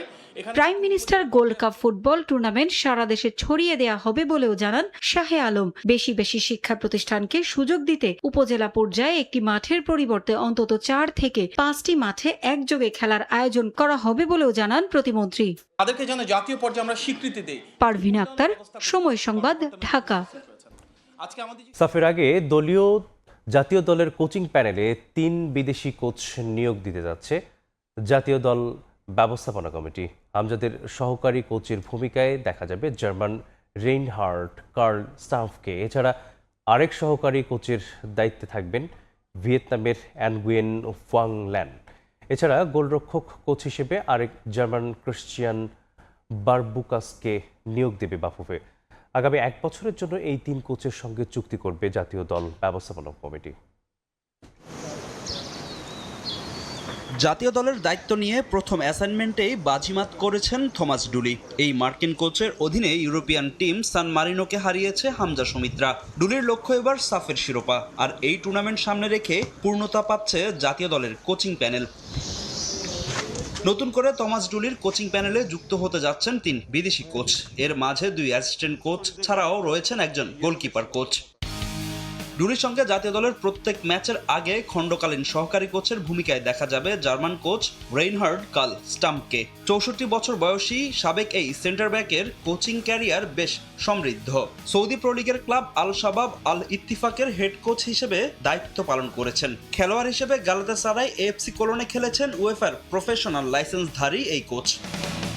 গোলকিপার কোচের দায়িত্ব নিতে যাচ্ছেন ক্রিশ্চিয়ান বারবুকাস। 49 বছর বয়সী এই কোচ ইউরোপের বিভিন্ন ক্লাবের বয়সভিত্তিক দলে খেলেছেন। 2003 সাল থেকে শুরু হয় তার কোচিং ক্যারিয়ার। উয়েফার এ লাইসেন্সধারী বারবুকাসের জার্মানির বিভিন্ন ক্লাবে কোচিং করানোর অভিজ্ঞতা রয়েছে। এছাড়া ভিয়েতনামের অ্যাঙ্গুয়েন হুয়াং ল্যানও যুক্ত হতে যাচ্ছেন ডুলির কোচিং প্যানেলে। গায়ানা জাতীয় ফুটবল দলের সহকারী কোচের দায়িত্ব পালন করেছেন তিনি। সবশেষ ভিয়েতনামের 2য় বিভাগের ক্লাব ব্যাচনিন এফসির সহকারী কোচ ছিলেন ল্যান। ন্যাশনাল টিম ম্যানেজমেন্টকে মিটিং করে 2জন সহকারী কোচ, একজন গোলকিপার কোচ নিলাম, অলরেডি নিয়েছি, অলরেডি ডান। 2টা কোচ অলরেডি আমরা নেওয়ার পরও সে বলতেছে বাংলাদেশি লোকাল কোচ 3-4টা কোচ আমার লাগবে। শুধুমাত্র জাতীয় দলের ম্যাচেই সহকারী কোচের ভূমিকায় দেখা যাবে রেইনহার্ড কার্লকে। অন্যদিকে জাতীয় দলের পাশাপাশি খেলোয়াড় বাছাই ও বয়সভিত্তিক দলের সঙ্গেও কাজ করবেন হুয়াং ল্যান। নতুন 3 কোচের সঙ্গে 1 বছরের চুক্তি করতে যাচ্ছে ফেডারেশন। সেপ্টেম্বরে শুরু হতে যাওয়া জাতীয় দলের ক্যাম্পের আগেই তারা যোগ দেবেন দলের সঙ্গে। খুব তাড়াতাড়ি আসবে, ও ডিল ডান হয়ে গেছে। আমাদের মিটিংয়ে আমরা ফাইনাল করে দিয়েছি। এখন ওদের সাথে টাকা পয়সা লেনদেন করে হয়তো চলে আসবে, সেপ্টেম্বরের আগে আসবে। এছাড়া সহকারী কোচ হিসাবে হাসান আল মামুন আপাতত থাকবেন দলের সঙ্গে। সাফের আগে ন্যাশনাল টিমস কমিটির কাছে আরও 2জন কোচিং স্টাফ চেয়েছেন থমাস ডুলি। ফাহিম ইসলাম, সময় সংবাদ, ঢাকা। ক্যারিয়ারের শেষ দিকে এসেও ব্যালন ডিওর জয়ের দৌড়ে তরুণদের সঙ্গে লড়ছেন লিওনেল মেসি। ইংলিশ দৈনিক ইন্ডিপেন্ডেন্টের সেরা 10 জনের তালিকায় তরুণ ইয়ামাল, ভিনিসিউস, এমবাপ্পেদের সঙ্গে রয়েছেন এলিমেন্টেন। এই লিস্টে সবার উপরে বিশ্বকাপের গোল্ডেন বল জয়ী স্প্যানিশ মিডফিল্ডার রদ্রি। বয়সটা ৩৯। আগের মতো ফুটবল মাঠে দৌড়ান না আর্জেন্টাইন অধিনায়ক লিওনেল মেসি। ফুটবল মাঠে হেঁটে বেড়ানো লিও এখন আরও টেকনিক্যালি প্রতিপক্ষকে চেপে ধরেন। ২০২২ সালে বিশ্ব চ্যাম্পিয়ন হওয়ার পর এলএম10 এখন খেলছেন শুধুই উপভোগের জন্য। তবুও উত্তর আমেরিকা বিশ্বকাপে গিয়ে আর্জেন্টিনাকে ফাইনালে তোলার পথে ৮ গোল করেন তিনি। তাতেই বিশ্বকাপের শেষে চলতি বছরে ব্যালন ডি'অর জয়ের আলোচনায় চলে আসেন মেসি। আবারও ব্যালন ডি'অর জিততে পারেন এমন সম্ভাব্য ফুটবলারের নাম প্রকাশ করেছে ইংলিশ গণমাধ্যম দ্য ইন্ডিপেন্ডেন্ট। সেখানে তরুণ ইয়ামাল, ওলিসে, ভিনিসিয়াস আর অভিজ্ঞ রদ্রি, হ্যারি কেইনদের সঙ্গে টক্কর দিচ্ছেন বুড়ো মেসি। এই তালিকায় যিনি ইউরোপের বাইরে খেলা একমাত্র ফুটবলার। যুক্তরাজ্যের গণমাধ্যমটি ব্যালন ডি'অর জয়ের দৌড়ে সবার চেয়ে এগিয়ে রেখেছে রদ্রিকে, যিনি পুরো বিশ্বকাপে স্পেনের শক্তিশালী ডিফেন্সকে সুরক্ষা দেওয়ার সঙ্গে মাঠ থেকে ম্যাচের নিয়ন্ত্রণ করেছেন। তবে তার দক্ষতায় স্পেনের ঘরে গেছে দ্বিতীয় শিরোপা। আর তাতেই সবাইকে অবাক করে মেসিকে পেছনে ফেলে রদ্রি বাগিয়ে নিয়েছেন বিশ্বকাপের গোল্ডেন বল। এই পারফরমেন্সই তাকে ব্যালন ডি'অর পুনরুদ্ধারে এগিয়ে রাখবে। তালিকার দ্বিতীয় নাম ইংলিশ অধিনায়ক হ্যারি কেইন। গেল মৌসুমে বায়ার্ন মিউনিখের হয়ে দুর্দান্ত ছন্দে ছিলেন তিনি। ক্লাবে সব প্রতিযোগিতা মিলে ৬১ গোল করা কেইন বিশ্বকাপে নিজেকে সেভাবে মেলে ধরতে পারেননি। তবে ৬ গোল করে ১৯৯৮ সালের পর বিশ্বমঞ্চে ইংল্যান্ডকে সেরা সাফল্য এনে দিয়েছেন ৩৩ বছর বয়সী এই ফরোয়ার্ড। পরের নামটা বিশ্ব চ্যাম্পিয়ন দলের ওয়ান্ডার কিড লামিন ইয়ামালের। ইনজুরি ভুগিয়েছে, তবে বিশ্বকাপে স্প্যানিশদের বড় আস্থার জায়গা ছিল ইয়ামালকে ঘিরে। তারপরে আছেন উত্তর আমেরিকা আসরে গোল্ডেন বুট জয়ী কিলিয়ান এমবাপ্পে। এবারের আসরে ১০ গোল করে এই ফরাসি এখন বিশ্বকাপের সর্বোচ্চ গোলদাতা। ৫ নম্বরে মেসির পর স্থানটি বর্তমান ব্যালন ডি'অর জয়ী ওসমান দেম্বেলের। গত মৌসুমে পিএসজিকে লিগ কাপ ও চ্যাম্পিয়ন্স লিগ জেতাতে গুরুত্বপূর্ণ ভূমিকা রেখেছিলেন দেম্বেলে। ব্যাক টু ব্যাক এই পুরস্কার জেতার সম্ভাবনায় সেই সঙ্গে যুক্ত হয়েছে তার বিশ্বকাপের পারফরমেন্স। ২৮ বছর পর বিশ্বকাপে এসে কোয়ার্টার ফাইনাল পর্যন্ত দলকে টেনে নিয়ে গেছেন নরওয়ের আর্লিং হল্যান্ড। তিনি ইন্ডিপেন্ডেন্টের তালিকায় আছেন ৭ম স্থানে। হল্যান্ডের পরে আছেন জুড বেলিংহাম ও মাইকেল অলিসে। তালিকার সবার শেষে ব্রাজিলিয়ান তারকা Real Madrid winger Vinicius junior. জিহাদ আল হাসান, সময় সংবাদ। এক দশকের প্রেম, ৫ সন্তানের সংসার, অবশেষে বিয়ের পিঁড়িতে বসতে যাচ্ছেন ক্রিস্টিয়ানো রোনালদো ও জর্জিনা রদ্রিগেজ। আগামী ৮ আগস্ট পর্তুগালের মাদেইরায় হবে এই তারকা জুটির বিয়ে। ব্রিটিশ সংবাদ মাধ্যম দ্য সান এর বরাতে এমন খবরে এখন সরগরম সোশ্যাল মিডিয়া। যদিও রোনালদো বা জর্জিনা এখনও আনুষ্ঠানিকভাবে বিয়ের তারিখ নিশ্চিত করেননি, তবুও বিষয়টি ঘিরে বিশ্বজুড়ে ভক্তদের আগ্রহ এখন তুঙ্গে। কথায় আছে, যার বিয়ে তার খবর নাই, পাড়া পড়শির ঘুম নাই। সামাজিক যোগাযোগ মাধ্যমে রোনালদো জর্জিনার বিয়ে নিয়ে এখন যেন চলছে তেমনই এক অবস্থা। বারবার বিয়ের কার্ড, সময়, ভেন্যুর খবরে অনলাইন সয়লাভ। ভক্তরা মেতেছে মিষ্টি তর্ক বিতর্কে, কিন্তু মুখে কুলু পেটেছেন এই তারকা যুগল। ২০১৬ সালে একটি ফ্যাশন স্টোরে প্রথম দেখা। সেখান থেকেই শুরু হয়েছিল এমন এক প্রেমের গল্প যা সময়ের সঙ্গে ছড়িয়ে পড়েছে পুরো ফুটবল বিশ্বে। মাঠের বাইরেও রোনালদো আর জর্জিনা হয়ে উঠেছেন বিশ্বের সবচেয়ে আলোচিত তারকা জুটিগুলোর একটি। প্রায় এক দশকের এই পথ চলায় গড়ে উঠেছে ৫ সন্তান সহ এক সুখী পরিবার। কিন্তু এতদিনেও আনুষ্ঠানিকভাবে বিয়ের পিঁড়িতে বসা হয়নি। সেই অপেক্ষার অবসান হচ্ছে এবার। ব্রিটিশ সংবাদ মাধ্যম দ্য সানের প্রতিবেদনে বলা হয়েছে, রোনালদোর জন্মভূমি মাদেইরার ঐতিহাসিক ফুনশাল ক্যাথেড্রালে ধর্মীয়ভাবে হবে বিয়ের আনুষ্ঠানিকতা। অতিথিদের জন্য আয়োজন রাখা হয়েছে বিলাসবহুল সেভে প্যালেস হোটেলে। এমনকি স্থানীয় সময়ে শনিবার বিকেলের অনুষ্ঠানের জন্য ক্যাথেড্রাল সংরক্ষণ এবং হোটেলের কয়েকটি ফ্লোর, বার বুকিংয়ের দাবিও করা হয়েছে প্রতিবেদনে। তবে এসব বিষয়ে এখনো কোনো আনুষ্ঠানিক মন্তব্য করেননি রোনালদো বা জর্জিনা। গত বছরের ১১ আগস্ট বাগদানের ঘোষণা দিয়ে নতুন অধ্যায়ের সূচনা করেছিলেন এই তারকা জুটি। ইনস্টাগ্রামে হীরার আংটি পরা একটি ছবি প্রকাশ করে জর্জিনা লিখেছিলেন, হ্যাঁ রাজি, এই জীবনেও, পরবর্তী সব জীবনেও। সেই পোস্ট মুহূর্তেই ভাইরাল হয়ে যায়।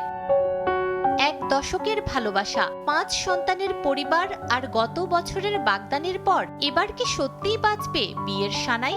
আনুষ্ঠানিক ঘোষণা না আসা পর্যন্ত রোনালদো জর্জিনার বিয়ে নিয়ে এই জল্পনা কল্পনার অবসান সহসাই ঘটবে বলে মনে হচ্ছে না। নূরে জান্নাত, সময় সংবাদ। এ পর্যায়ে শীর্ষ সংবাদগুলো জানিয়ে দিচ্ছি আরেকবার। 5 আগস্ট দিল্লিতে শেখ হাসিনার অনুষ্ঠানের ব্যাখ্যা চায় ঢাকা। খবর নিয়ে সচেষ্ট থাকার আশ্বাস হাই কমিশনারের। আওয়ামী লীগের কিছু করার সক্ষমতা দেখছেন না মন্ত্রী। মন্ত্রিসভার বৈঠকে গুম প্রতিকার আইনের খসড়া অনুমোদন। বেজার সভায় বিনিয়োগ ও কর্মসংস্থান বাড়ানোর সিদ্ধান্ত। কোরীয় মন্ত্রীর সঙ্গে অংশীদারিত্ব চুক্তি নিয়ে আলোচনা। 35 জুলাই রাজধানী পরিণত হয় রণক্ষেত্রে। আওয়ামী লীগ, ছাত্রলীগ সহ আইন শৃঙ্খলা বাহিনীর সমন্বিত আক্রমণে সারা দেশে প্রাণ হারান শতাধিক। ঘোষণা আসে মার্চ টু ঢাকা কর্মসূচি।